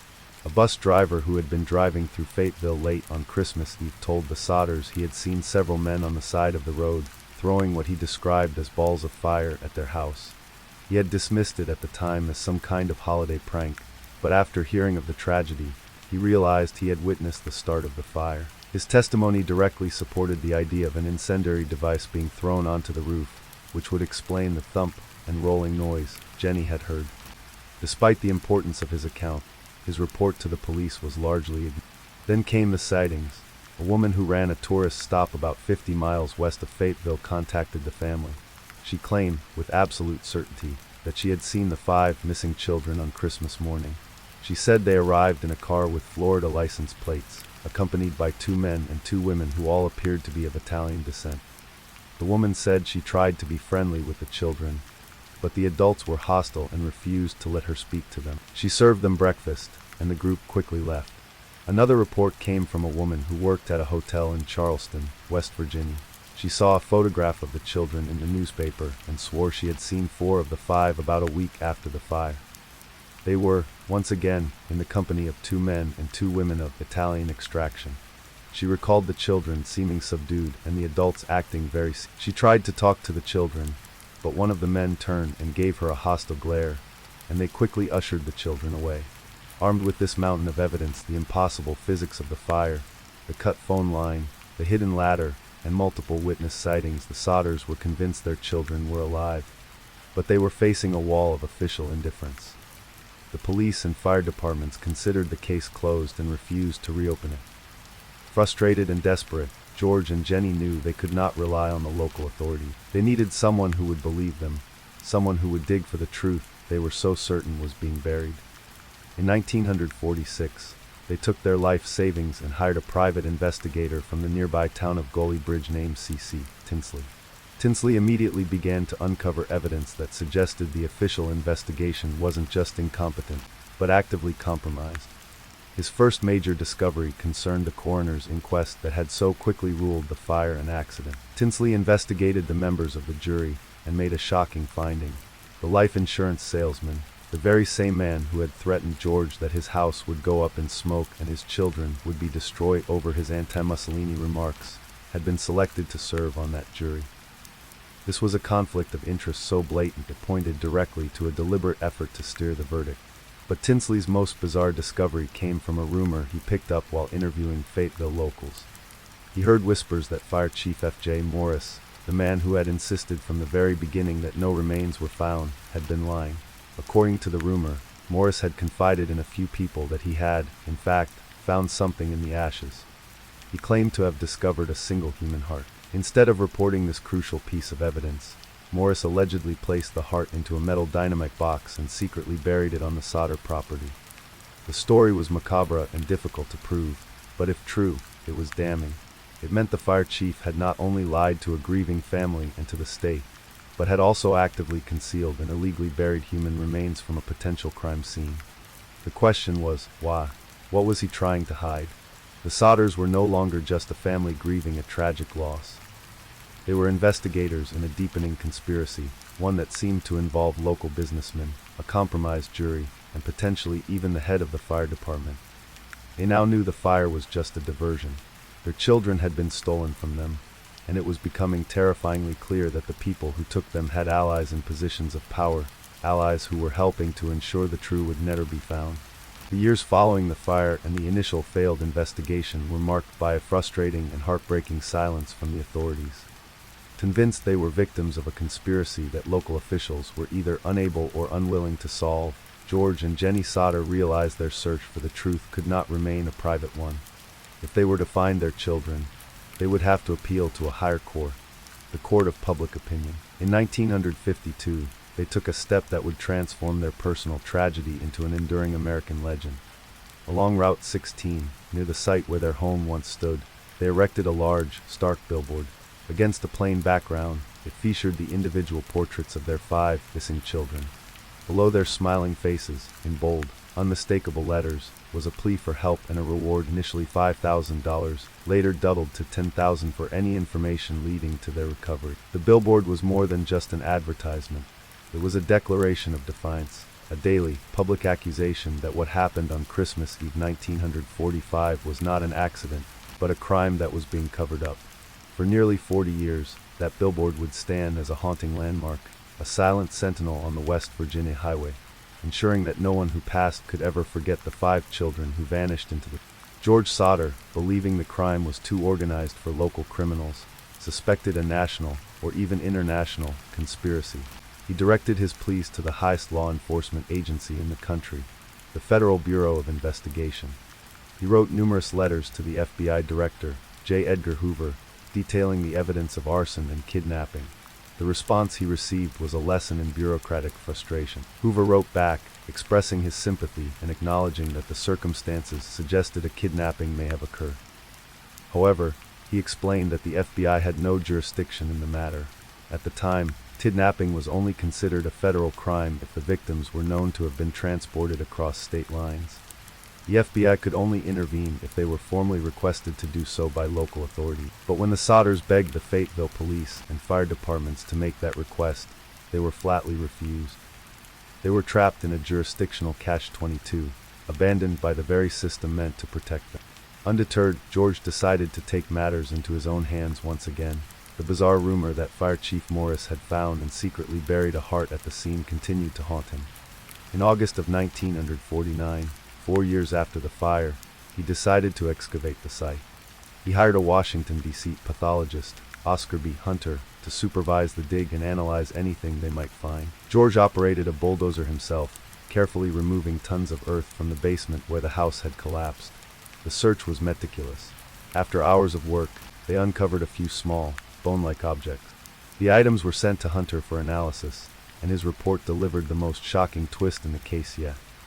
The objects were indeed human bones, 4 lumbar vertebrae, but the pathologist's report contained 2 devastating conclusions. First, the vertebrae showed no signs whatsoever of having been exposed to fire. Second, based on their size and stage of fusion, they belonged to an individual whose age was estimated to be between 16 and 20. The oldest missing solder child, Morris, had been only 14. These bones did not, and could not, belong to any of his children. The discovery was horrifying, not because it was proof of death, but because it was proof of a deception. Someone had intentionally planted bones at the site, likely taken from a grave at a nearby cemetery. It was a calculated, ghoulish act, perhaps done to provide the family with false closure, or to stage a discovery that would finally put an end to their relentless questions. For the Sodders, it was confirmation that they were up against an enemy who was cold, calculating, and willing to go to sickening lengths to conceal it.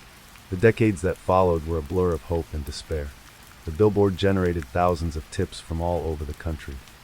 Every time a report came in about a child who resembled one of theirs, George would drop everything and travel, sometimes thousands of miles, to investigate. He went to St. Louis, to Florida, to Texas, following leads that always ended in disappointment. Each trip was another emotional blow, another dead end, but he never gave up. He and Jenny lived in a state of suspended animation, their lives defined by a single, all-consuming question. Then, in 1968, 23 years after their children had vanished, a single piece of mail arrived that changed everything. The envelope, addressed to Jenny, was postmarked from Central City, Kentucky. There was no return address. Inside was a photograph of a young man in his late 20s or early 30s. He had dark, curly hair and dark, intense eyes. His features were sharp, and the bone structure of his face was strikingly similar to that of their son Louis, who would have been around the age. The family stared at the image, a wave of shock and hope washing over them. It was him. They were certain of it. On the back of the photograph was a cryptic, handwritten message. It read, "Louis Sodder." Below that, "I love brother Frankie." And then two other odd lines, "Illo boys," and a string of numbers that looked like a 90,132 or a 90,135. The message was both a confirmation and a deep puzzle. They had never had a son or relative named Frankie. The other phrases were unintelligible, but the name and the face were unmistakable. This was the most promising lead they had ever received. They immediately hired another private detective, this time instructing him to focus solely on this new evidence. They gave him the photograph and sent him to Kentucky to investigate the letter's origin. The detective took their money, traveled to Kentucky, and then, just like the children he was hired to find, he vanished. He never contacted the Sodder family again. All attempts to find him failed. It was another devastating blow, and it reinforced the family's belief that they were fighting a powerful, shadowy organization that could make people disappear. Despite the renewed danger, the Sodders updated the billboard. They placed an enlarged version of the 1968 photograph at the center, showing the face of the man who could be their adult son, a desperate plea to a ghost. George Sodder's health began to fail, his body worn down by a lifetime of hard work and unrelenting grief.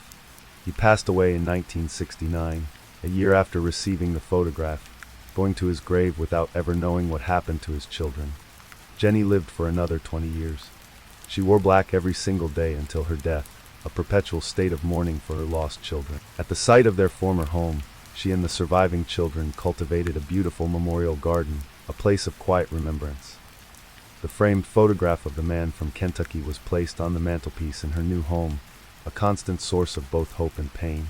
When Jenny died in 1989, the remaining family members finally took the billboard down. It had stood for nearly 4 decades, its paint faded, its message a testament to a family's undying love and an unforgivable crime. To this day, the disappearance of the Sodder children remains one of America's most profound and chilling unsolved mysteries. No one was ever arrested. The children were never found. The official cause remains a fire caused by faulty wiring, a conclusion unsupported by the evidence. The most prevalent theory is that the children were abducted by the Sicilian mafia, either as an act of revenge for George's outspoken criticism of Mussolini or as an attempt to extort money from his successful business. This theory accounts for the threats, the Italian-speaking individuals seen with the children, and the organized, methodical nature of the crime. But the questions that linger are as haunting as the crime itself. What was the true fate of Morris, Martha, Louis, Jenny, and Betty? Did they grow up in another state, or even another country, under new names, with no memory of their real family? Or were they silenced to protect the secrets of their kidnappers? Who was the woman who made the wrong number phone call just before the fire? And who, after more than 2 decades of silence, sent the photograph of the man who looked so much like Louis Sauter? Was it a cruel, elaborate hoax? Or was it a genuine, desperate message from a son who was still alive, a fleeting cry for help from across a chasm of lost time? The last surviving member of the Sauter family who was in the house that night, the baby Sylvia, passed away in 2021. The living memory of that night is gone. All that remains is the cold, silent evidence of a crime, and the enduring mystery of 5 children who disappeared into the cold Christmas smoke, leaving behind a legacy of unanswered questions. Case 4. In the summer of 1989, the future looked bright and full of promise for Duncan McPherson. At 23 years old, he possessed the confident air of a man who had already achieved a great deal, yet knew his life was just beginning. Born in Saskatoon, Saskatchewan, Duncan was a natural athlete. Standing at 6 feet tall, with blonde hair, blue eyes, and the powerful build of a professional hockey player, he had spent his youth chasing a dream on the ice. That dream had become a reality in 1984 when he was selected in the first round of the NHL draft by the prestigious New York Islanders. He was on a path many young Canadian men could only imagine, but the brutal nature of professional sports had taken its toll. A series of debilitating injuries forced him to make the heart-wrenching decision to retire from playing at the highest level. However, Duncan was not one to be defeated. His love for the game was too strong. He seamlessly transitioned his passion into a new role, accepting a position as a player coach for the Dundee Tigers in Scotland. It was a perfect next step, a new adventure. The job was set to begin on August 28, 1989. By his side was his longtime girlfriend, 25-year-old Lydia Wise, known to everyone as Penny. A beautician by trade, Penny was described by all who knew her as vibrant, beautiful, and full of life. She shared Duncan's adventurous spirit, and their relationship was one of deep affection and partnership. When Duncan secured the job in Scotland, there was no question that Penny would be going with him. Before settling into their new life, they decided to embark on one last grand adventure, a multi-week tour of Europe. It was a chance to create memories before embracing the responsibilities that lay ahead. Their journey began in early August. On August 7, 1989, the couple landed in Frankfurt, Germany, where they rented a black Ford Escort. With a map and a sense of excitement, they set off. 2 days later, on August 9th, their travels brought them to the picturesque village of Neustift-im-Stubaital, nestled in the Tyrol state of Austria.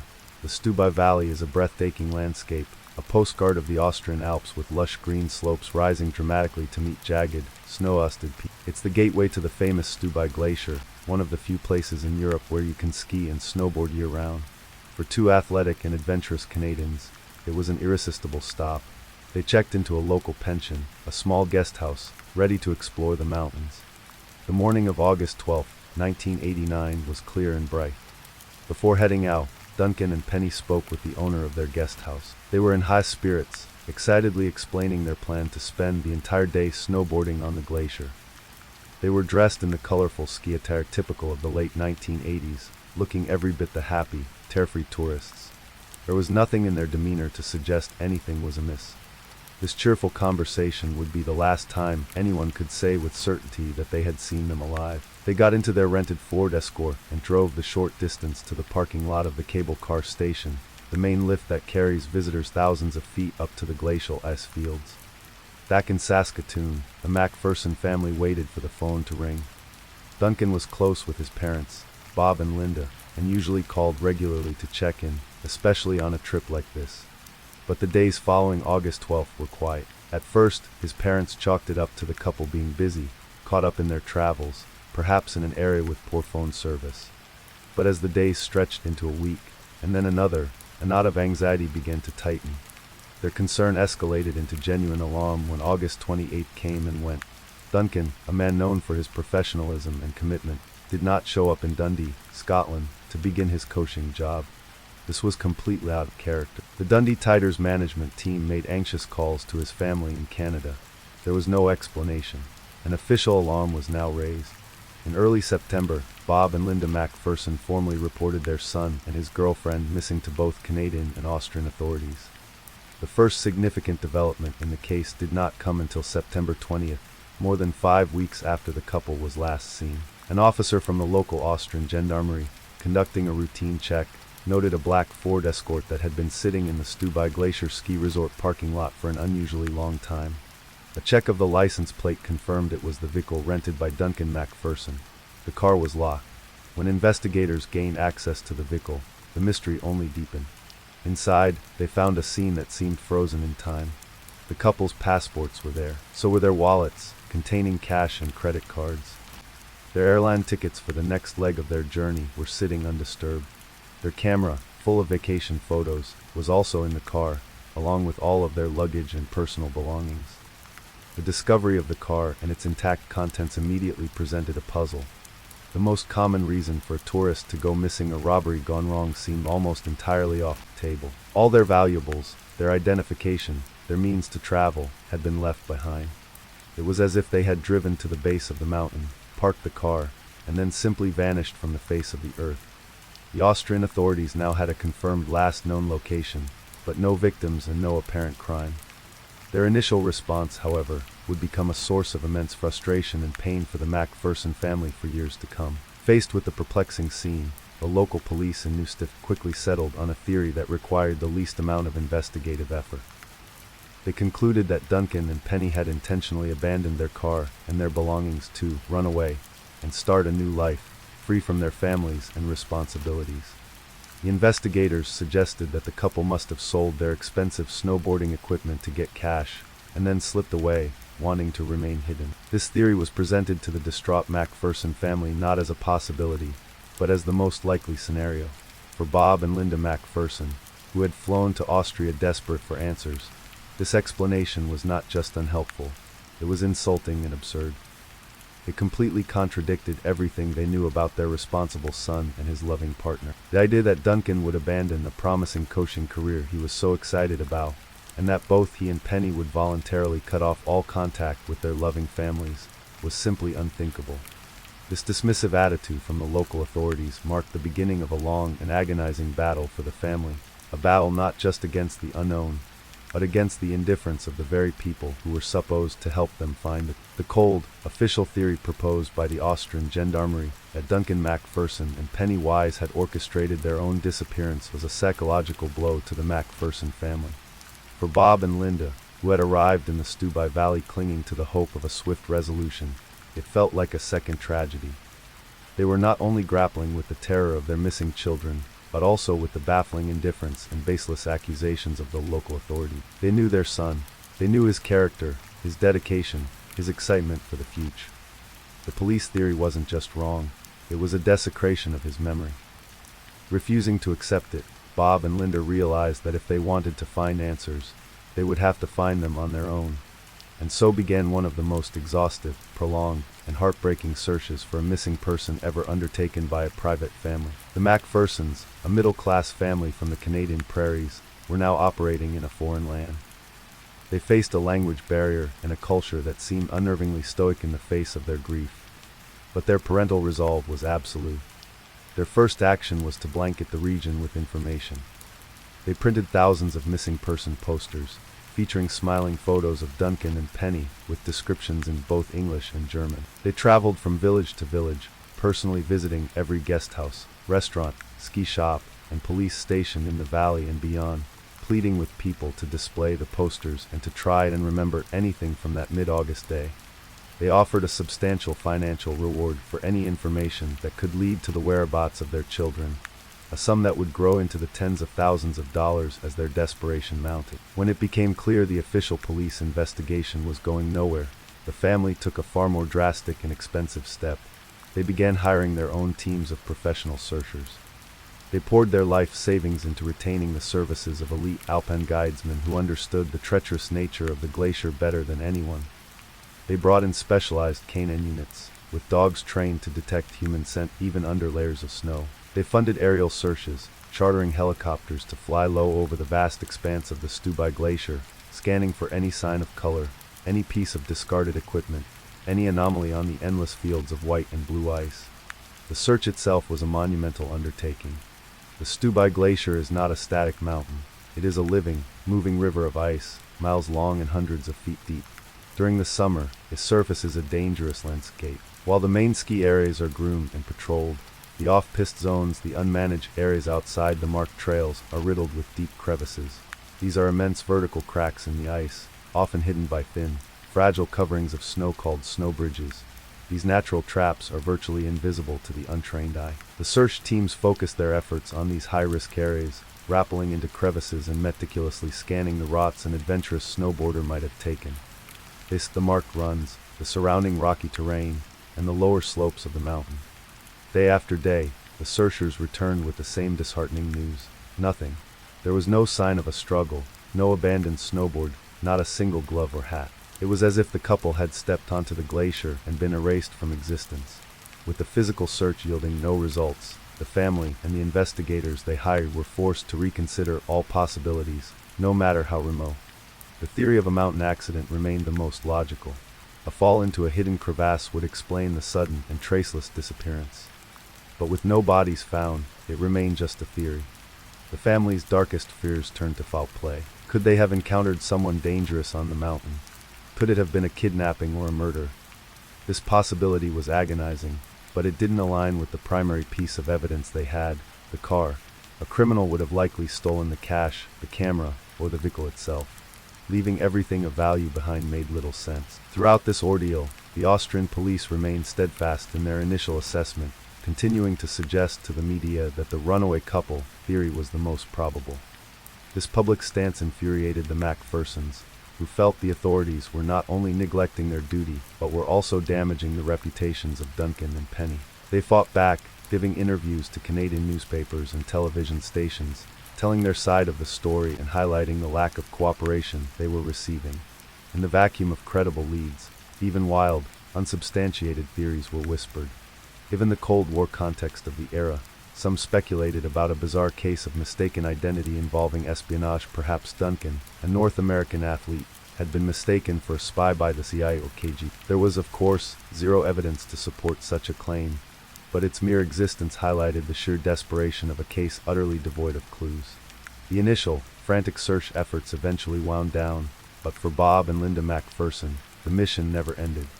The 1980S gave way to the 1990S, and the disappearance of Duncan and Penny became a cold case. But it was never cold for their fan. For the next 14 years, the search for their son became the central purpose of their lives. They made over 40 separate trips from Canada to Austria, returning to the Stubai Valley again and again, hoping for a new lead, a new witness, a breakthrough that never came. The financial toll was crushing, costing them over $200,000 of their own money. The emotional toll was immeasurable. They lived in a constant state of limbo, unable to mourn, yet unable to hold on to any real hope of seeing their son alive again, refusing to let the world forget. Bob Macpherson channeled his grief and frustration into action. He meticulously documented every detail of their ordeal and wrote a book titled Cold a Long Time, an Alpine Mystery. The book was both a tribute to his son and a scathing indictment of the Austrian authorities handling the case. The story gained significant media attention in Canada, and the Macphersons' relentless advocacy eventually prompted the Canadian government to exert diplomatic pressure on Austria to take the case more seriously. Yet, despite the pressure, the book, and the endless trips, the years continued to pass in silence. The Stubai Glacier, majestic and indifferent, held its secret locked deep within its frozen heart. The mystery of what happened on that sunny August day in 1989 seemed destined to remain unsolved forever, buried under more than a decade of accumulated snow and ice. For 14 years, the mystery of what happened to Duncan Macpherson and Penny Wise remained frozen in time, locked away by a silent, powerful guardian, the Stubai Glacier itself. The family's search had been relentless, their advocacy loud, but the mountain had offered no clues. The world moved on, the file gathered dust, and the story became a tragic piece of local folklore. But deep beneath the surface, forces far greater than any human investigation were at work. The planet was warming, and in the summer of 2003, this gradual change manifested in a dramatic and undeniable way. Europe was gripped by a historic heat wave.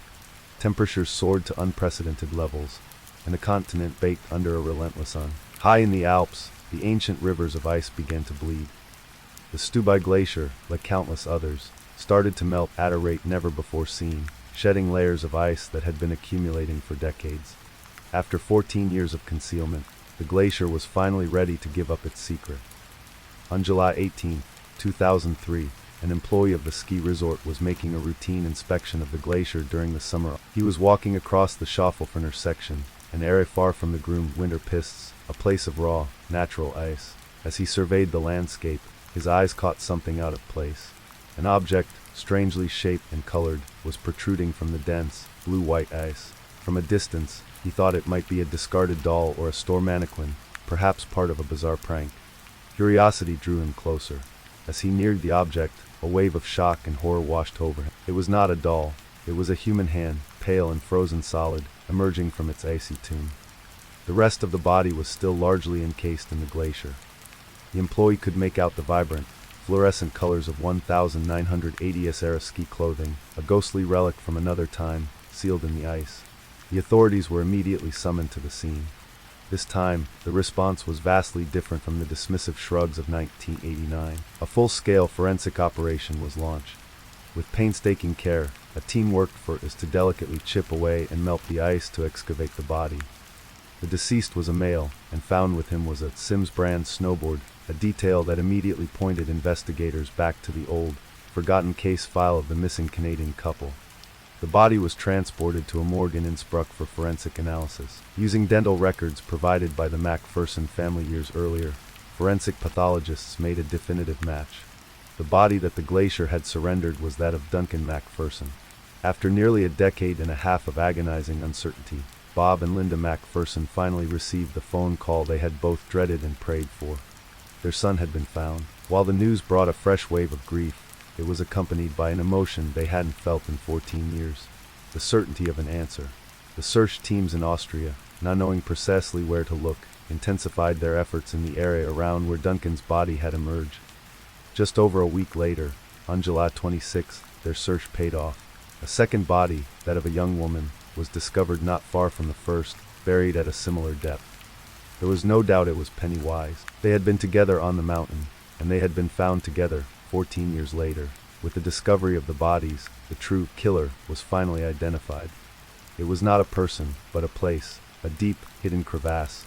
The autopsies provided the final, irrefutable evidence. Both Duncan and Penny had suffered multiple, severe traumatic injuries, including numerous broken bones. The forensic conclusion was clear. These injuries were entirely consistent with a fall from a significant height. There was no evidence of any third-party involvement, no signs of a struggle, no bullet wounds, no indications of any human-inflicted violence. The Austrian authorities officially reopened the case, and just as quickly closed it for good.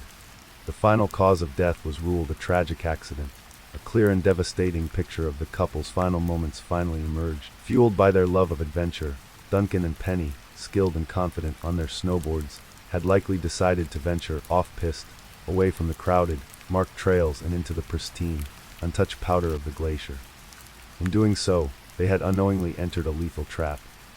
They would have been traveling at speed across what appeared to be a solid field of snow. But beneath that thin, fragile crust lay a deep, vertical chasm in the ice, a crevasse, perfectly camouflaged by a weak snow bridge. When they passed over it, their combined weight was too much. The snow bridge would have instantly collapsed, plunging them without warning into the icy darkness below. The fall, potentially over 100 feet, would have been brutal, causing the fatal injuries identified by the court. If they survived the initial impact, they would have been trapped, grievously injured, in an impossibly narrow, freezing tomb, with hypothermia claiming them in a matter of minutes. This reconstruction answered what happened, but also why they were never found. The moment they fell, they vanished from the surface world. The heavy snows of the following winter would have completely buried the opening of the crevasse. Furthermore, the glacier's constant, imperceptible movement a few feet every year carried their bodies slowly downhill, deep within the ice, far from where any surface search could have possibly located them. They were buried under tons of ice, making the family's heroic search efforts, however thorough, an impossible task from the very beginning. It was a profound and bitter irony that the only force powerful enough to bring them back was the very same force of nature that took them. The global phenomenon of climate change, through the melting of the ice, had inadvertently solved the mystery. For the families, the discovery was the end of a 14-year nightmare. Bob Macpherson described the feeling in a phrase that perfectly captured the storm of conflicting emotions. It was a terrible relief. The terrible pain of his son's death was now real and undeniable, but the relief of finally knowing, of having an answer, was immense. It was closure. It was also vindication. The discovery unequivocally proved that Duncan and Penny had not been irresponsible fugitives from their own lives, as the police had so carelessly suggested. They were the victims of a horrific accident, their names and their character finally cleared of any stain. In the late summer of 2003, Duncan MacPherson and Penny Wise finally came home. Their bodies, along with the personal effects found with them, were returned to their families in Canada. On September 12, 2003, a joint funeral was held in their hometown of Saskatoon. Family and friends who had lived with their absence for a generation gathered to say their final goodbyes. Duncan and Penny were laid to rest side by side, united in death as they had been in their final adventure. The story of their disappearance stands as a powerful and tragic reminder of the unforgiving beauty of the mountain. But the story of the 14 years that followed stands as an even more powerful testament to the unwavering strength of a parent's love, a love that crossed oceans, defied indifference, and never, ever gave up the search. Case 5. In early April of 1924, the heavy silence of the Oregon wilderness was beginning to break. The iron grip of winter was loosening its hold on the Deschutes National Forest, and the vast expanse of snow, which had for months blanketed the landscape in a shroud of white, was finally starting to recede. For Owen Morris, however, the melting snow brought no relief, only deepened a gnawing anxiety that had been building for his younger brother, a 25-year-old named Dewey Morris, should have been home by now. So should his two partners, Edward Nichols and Roy Wilson. They had ventured into this isolated high country in the fall of the previous year, chasing the promise of a lucrative trapping season, and had not been heard from since.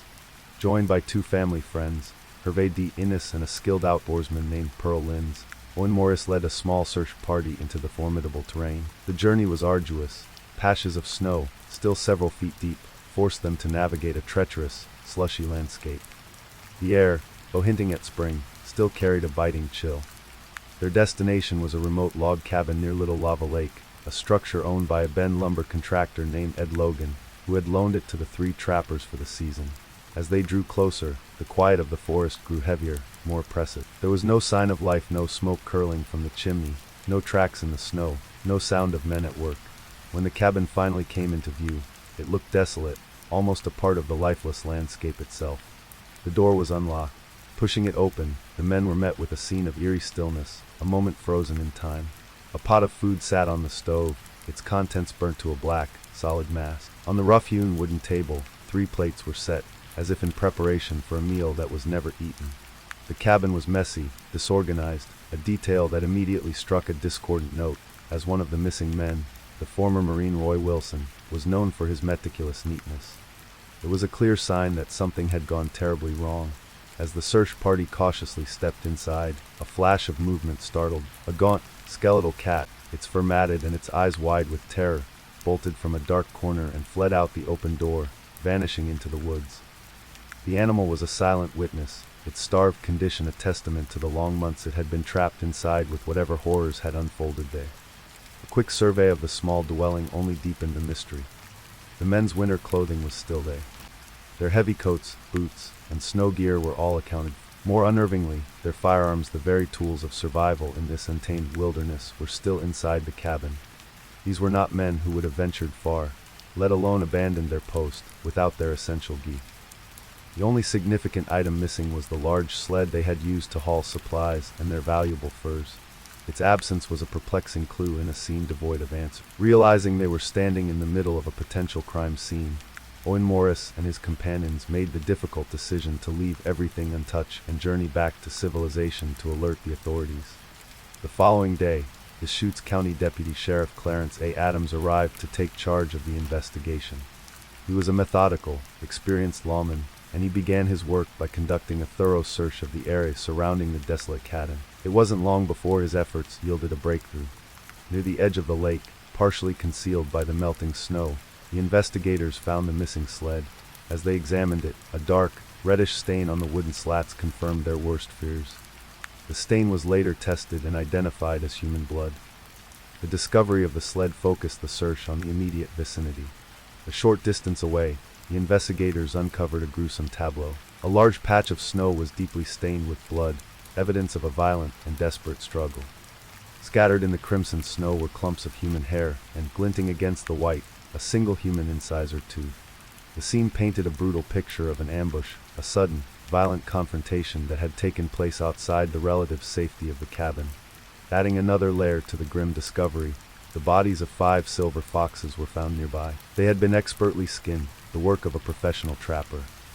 This suggested the perpetrator was not some random stranger to the wilderness, but someone who possessed the same skills as the victims. With the evidence pointing to a violent end for the 3 men, Deputy Adams turned his attention to the vast, frozen expanse of Little Lava Lake. As his team scanned the surface, they noticed a peculiar area on the ice. It was a large, roughly cut rectangle, distinct from the surrounding surface, appearing as if a massive hole had been carved out of the thick ice and had since refrozen. It was a makeshift tomb. The investigators now believed they knew where the bodies of the 3 missing trappers were. The killer, after the brutal assault, had likely used the victims' own sled to transport their bodies onto the frozen lake, cut a hole in the ice, and submerged them in the frigid water below, intending for them to remain hidden until the spring thaw. As the authorities waited for the ice to melt, the investigation began to piece together the lives of the 3 men who had vanished. The leader of the small party was Ed Nichols, a 50-year-old seasoned trapper and part-time lumber mill worker. He was an old hand in the woods, a man who knew the rhythms of the seasons and the dangers of the wild. His primary partner was Roy Wilson, a 35-year-old former U.S. Marine who had served with the 8th Regiment from 1917 to 1919. Wilson was known in the community of Bend as a man whose word was as good as gold, reliable, disciplined, and hardworking. The youngest of the trio was 25-year-old Dewey Morris, a colleague of Wilson's from the Brooks Scanlon Lumber Company and the brother of the man who had initiated the search. Their plan had been straightforward. In the fall of 1923, they had moved into the cabin owned by Ed Logan. In exchange for looking after Logan's small silver fox farm on the property, they were allowed to use the cabin as their base of operations for the winter trapping season. The region was rich with marten and fox, and their pelts could fetch a handsome price on the market. By all accounts, the season had started well. Around Christmas time of 1923, Nichols and Wilson had made a trip back to Bend for supplies. While in town, the elder trapper, Ed Nichols, couldn't resist boasting to friends and acquaintances about the tremendous success they were having. He spoke of the high-quality, valuable furs they had already collected, painting a picture of a profitable venture. It was a boast that, in all likelihood, sealed their fates. During that same visit, Roy Wilson had spoken to his mother, promising her he would be home for good in February of 1924. When February came and went with no word from her dependable son, the first seeds of worry were planted in his family's minds. The last known person to see the 3 trappers alive was a neighboring trapper and the owner of a nearby resort at Elk Lake, a man named Alan Wilcoxon. On the 15th of January, 1924, Wilcoxon had traveled to the Little Lava Lake cabin and stayed the night with the 3 men. He would later report to the police that all 3 were in good spirits and good health. They shared a meal, swapped stories, and spoke of their plans for the remainder of the season. The following morning, on January 16th, Wilcoxon departed, leaving the 3 men to their work. As he disappeared into the trees, the curtain of silence fell. The calendar inside their cabin would forever remain on the month of January. Back in April, as the sun grew warmer and the ice on Little Lava Lake began to groan and crack, the community of Bend held its breath. The grim evidence found in the snow told a story of murder, but until the bodies were recovered, there was no confirmation of who had died or how. Deputy Sheriff Adams and his team could only wait. The lake, which had served as the killer's accomplice in concealing the crime, would soon be forced to give up its dead.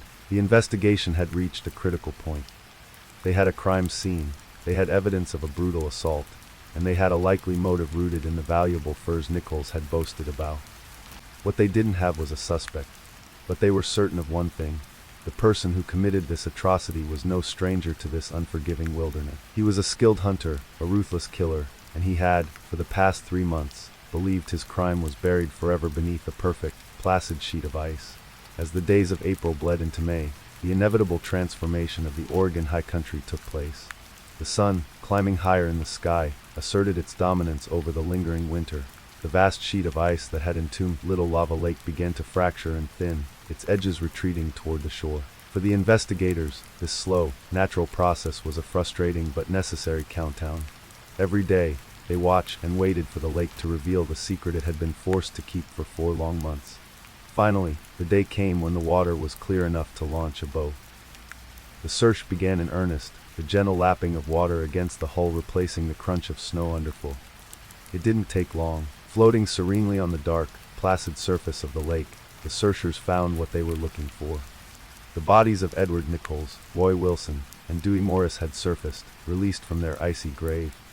They had been crudely wrapped in large sheets of muslin, a futile attempt at concealment that had been undone by the changing of the recovery of the victims' remains allowed for a full post-mortem examination, and the findings painted a chillingly clear picture of the sheer brutality of the attack. The men had not gone down without a fight, and their killer had employed a terrifying level of violence to subdue them. The medical examiner determined that all three men had died as a result of both shotgun wounds and savage blunt force trauma. The specific injuries detailed a methodical and merciless assault. The eldest victim, Edward Nichols, had been shot at close range with a shotgun. The blast had obliterated his lower jaw and a significant portion of his chest. It was a wound that suggested he may have been the primary target, the focus of the killer's initial, explosive rage. There was also evidence that he may have suffered a second gunshot wound to the head, possibly from a pistol. The former Marine, Roy Wilson, had also been hit by a shotgun blast. The shot had struck him in the right shoulder, nearly tearing the arm from his body. But that was not the wound that killed him. The examiners found a second, more precise injury, a single pistol shot, fired directly behind his left ear in a manner that was described as execution style. This suggested that after being incapacitated, he was dispatched with cold, calculated precision.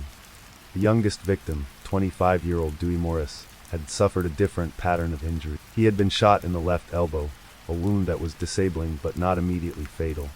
The cause of his death was a horrifying skull fracture. A small, round hole behind his right ear indicated he had been struck with a heavy, focused object, something like the claw end of a hammer. The force of the blow had been immense, crushing his skull. Some reports from the time even described the bodies as having been dissected, a term that spoke to the extreme savagery of the perpetrator. The medical examiner's final estimation placed the time of death somewhere in late December 1923 or, more likely, in mid to late January 1924, a time frame that perfectly aligned with the last sighting by the witness Alan Wilcoxon. With the cause of death established, the investigators began to construct their theories. The most obvious motive was robbery. The victim's cabin had been stripped of the one thing of value it contained, the collection of marten and fox pelts that Ed Nichols had so carelessly boasted about. The killer had ignored their money, their firearms, and their gear, focusing only on the prize that had likely drawn him there in the first place. The authorities also considered the possibility of a personal conflict, a violent feud between rival trappers in the isolating and competitive environment of the wilderness. They began to build a profile of their suspect. He had to be a man of the woods, someone capable of surviving and traveling through the harsh Oregon winter.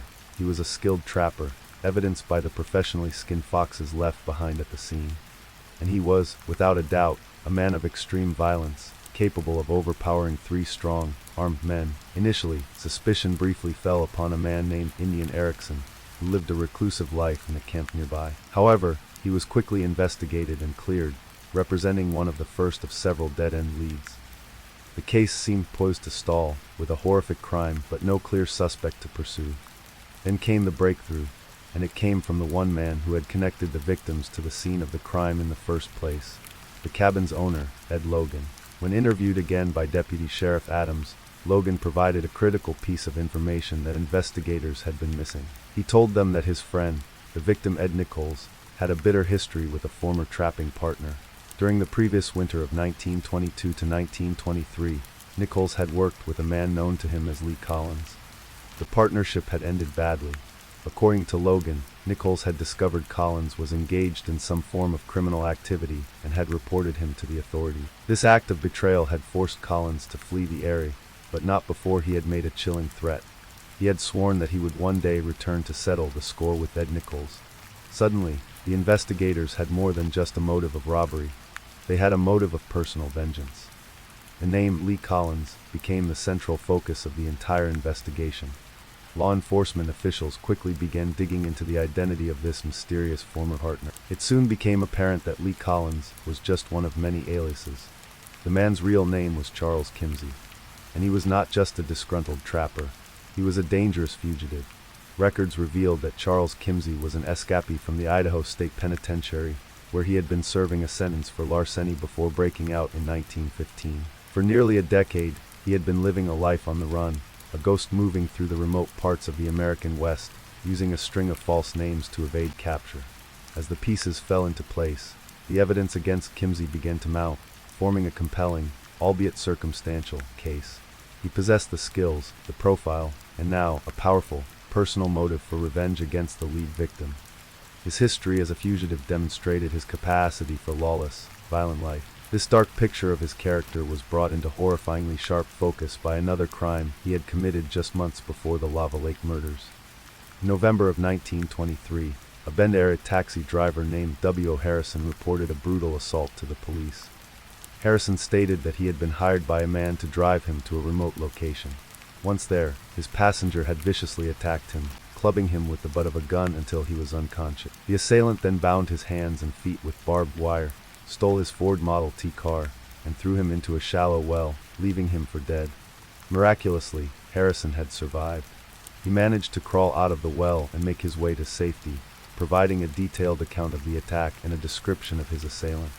The man who had tried to murder him was Charles Kimsey. The incident was a stunning preview of the savagery Kimsey was capable of, proving he would resort to extreme, potentially lethal violence for something as simple as stealing a car. The final, damning piece of evidence came not from the snowy wilderness, but from the city of Portland.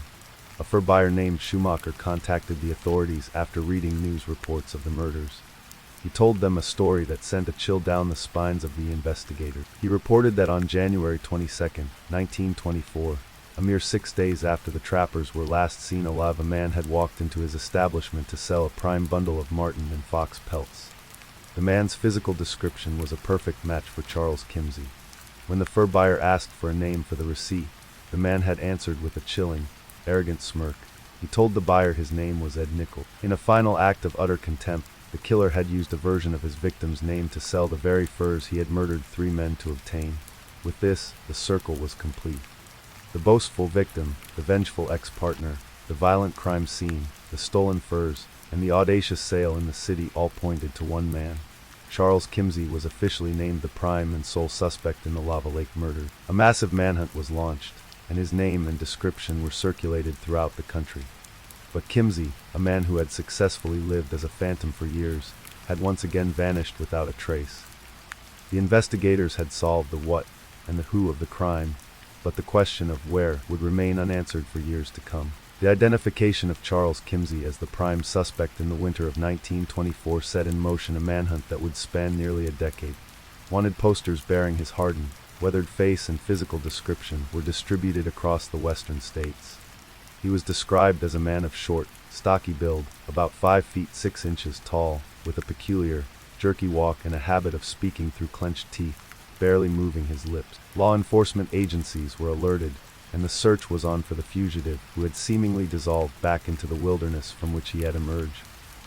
But the 1920s were a different era for law enforcement. Without centralized databases, instant communication, or advanced forensic techniques, finding one man in the vastness of America was like searching for a single, malevolent needle in a continent-sized haystack. For 9 years, Charles Kimsey lived up to his reputation as a ghost. He drifted from town to town, state to state, a transient figure taking on odd jobs and assuming new identities with ease. He was at times Lee Collins, Tom Rose, or William Becker, among other names. He worked as a laborer, a farmhand, a handyman, anything that allowed him to blend in and earn enough to move on. He was a master of evasion, a man who had perfected the art of being invisible. Back in Oregon, the seasons continued to turn. The snows would return to Little Lava Lake each winter and melt away again each spring. For the families of Ed Nichols, Roy Wilson, and Dewey Morris, there was no resolution. The man who had stolen their loved ones was a phantom, his name a byword for a brutal crime that remained a raw, open wound in the heart of the Bend community. The Lava Lake murders passed into local legend, a dark cautionary tale whispered by hunters and campers, a story of the evil that could lurk in the profound beauty of the wilderness. The break in the case, when it finally came, occurred thousands of miles away and had nothing to do with the manhunt in the Pacific Northwest. In May of 1933, in the town of Manassas, Virginia, local police arrested a man for the armed robbery of a tourist. It was a common enough crime, and the suspect was just another drifter. But when he was brought into custody, his fingerprints were taken and sent for identification. The results came back with a hit that must have stunned the Virginia authorities. Their common thief was none other than Charles Kimsey, the Idaho prison escapee who had been on the run for 18 years and was the subject of a nationwide warrant for one of the most brutal triple homicides in Oregon's history. After 9 years of searching, the ghost had finally been caught, not by a brilliant detective or a dogged manhunt, but by a simple, desperate act of greed on the opposite side of the country.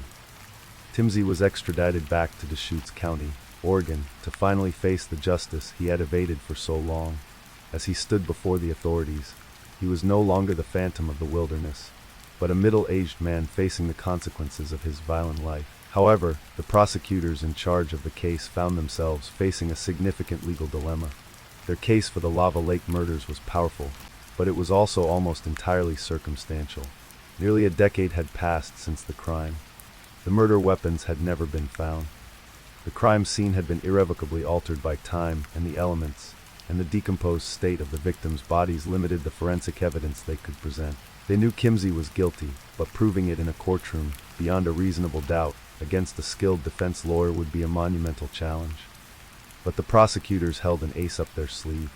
While the murder case was difficult, they had another, much stronger case against Charles Kimsey, the attempted murder and armed robbery of the taxi driver, W. Harrison, back in November of 1920. In that case, they had something that was missing from the Lava Lake investigation: a living witness. W. Harrison had survived Kimsey's brutal attack and could positively identify him in court. His testimony would be direct, irrefutable evidence of Kimsey's capacity for extreme, calculated violence. The prosecutors made a pragmatic, strategic decision. Rather than risk losing a difficult murder trial, they would prosecute Kimsey for the crime they were certain they could. They chose to try him for the assault and robbery of W. Harrison. The trial was swift. W. Harrison took the stand and pointed directly at his attacker, recounting the harrowing tale of being clubbed, bound with barbed wire, and left for dead in a well. His testimony was unshakable. Charles Kimsey was found guilty, and, given the violent nature of the crime and his status as a fugitive, he was sentenced to life in the Oregon State Penitentiary. And so, in one of the strangest twists in American legal history, the man who everyone believed had slaughtered 3 people in cold blood was officially imprisoned for a crime his victim had survived. Justice, in a way, had been served. The killer was locked away, never to harm anyone again, but it was an indirect, almost unsatisfying form of justice. Charles Kimsey was never formally tried for the murders of Edward Nichols, Roy Wilson, and Dewey Morris. Because of this legal reality, the Lava Lake murders case remains, to this day, officially unsolved. Timsey spent the rest of his life behind bars. He never once admitted to the killings at the lake, refusing to speak of it to guards, fellow inmates, or authorities. He took the precise details of what happened in that remote cabin in January of 1924 with him to the grave. Charles Kimsey died in prison on June 2, 1957. The legacy of the case endures, not only for its brutality but also for the questions that remain unanswered. How did one man, even one as ruthless as Kimsey, manage to overpower and kill 3 strong, armed, and experienced outdoorsmen? The most accepted theory is that he used deception, perhaps approaching the cabin as a friendly fellow trapper in need of shelter or assistance, only to launch a surprise attack when their guards were down, possibly as they slept. The exact sequence of events, who was killed first, and what was said in those final, terrifying moments, are questions that will never have answers. While he is considered the sole perpetrator, the sheer scale of the crime subduing 3 men and disposing of their bodies has led some to question if he had an accomplice, though no evidence has ever supported. Ultimately, the case of the Lava Lake murders is a study in contrasts. It highlights the killer's calculated cunning in planning the crime and concealing the bodies, yet also reveals his shocking recklessness in leaving behind a trail of blood, hair, and a human tooth in the snow. It is a story defined by haunting images: the emaciated, terrified cat fleeing the cabin, a silent witness to an unspeakable horror; the arrogant, chilling act of the killer using his victim's name to sell the stolen furs; and the profound irony of a man imprisoned for life not for the 3 men he killed, but for the one he failed to. It remains one of Oregon's most infamous crimes, the case that is solved in the court of public opinion and historical fact, but one that will forever remain open in the official ledgers of the law.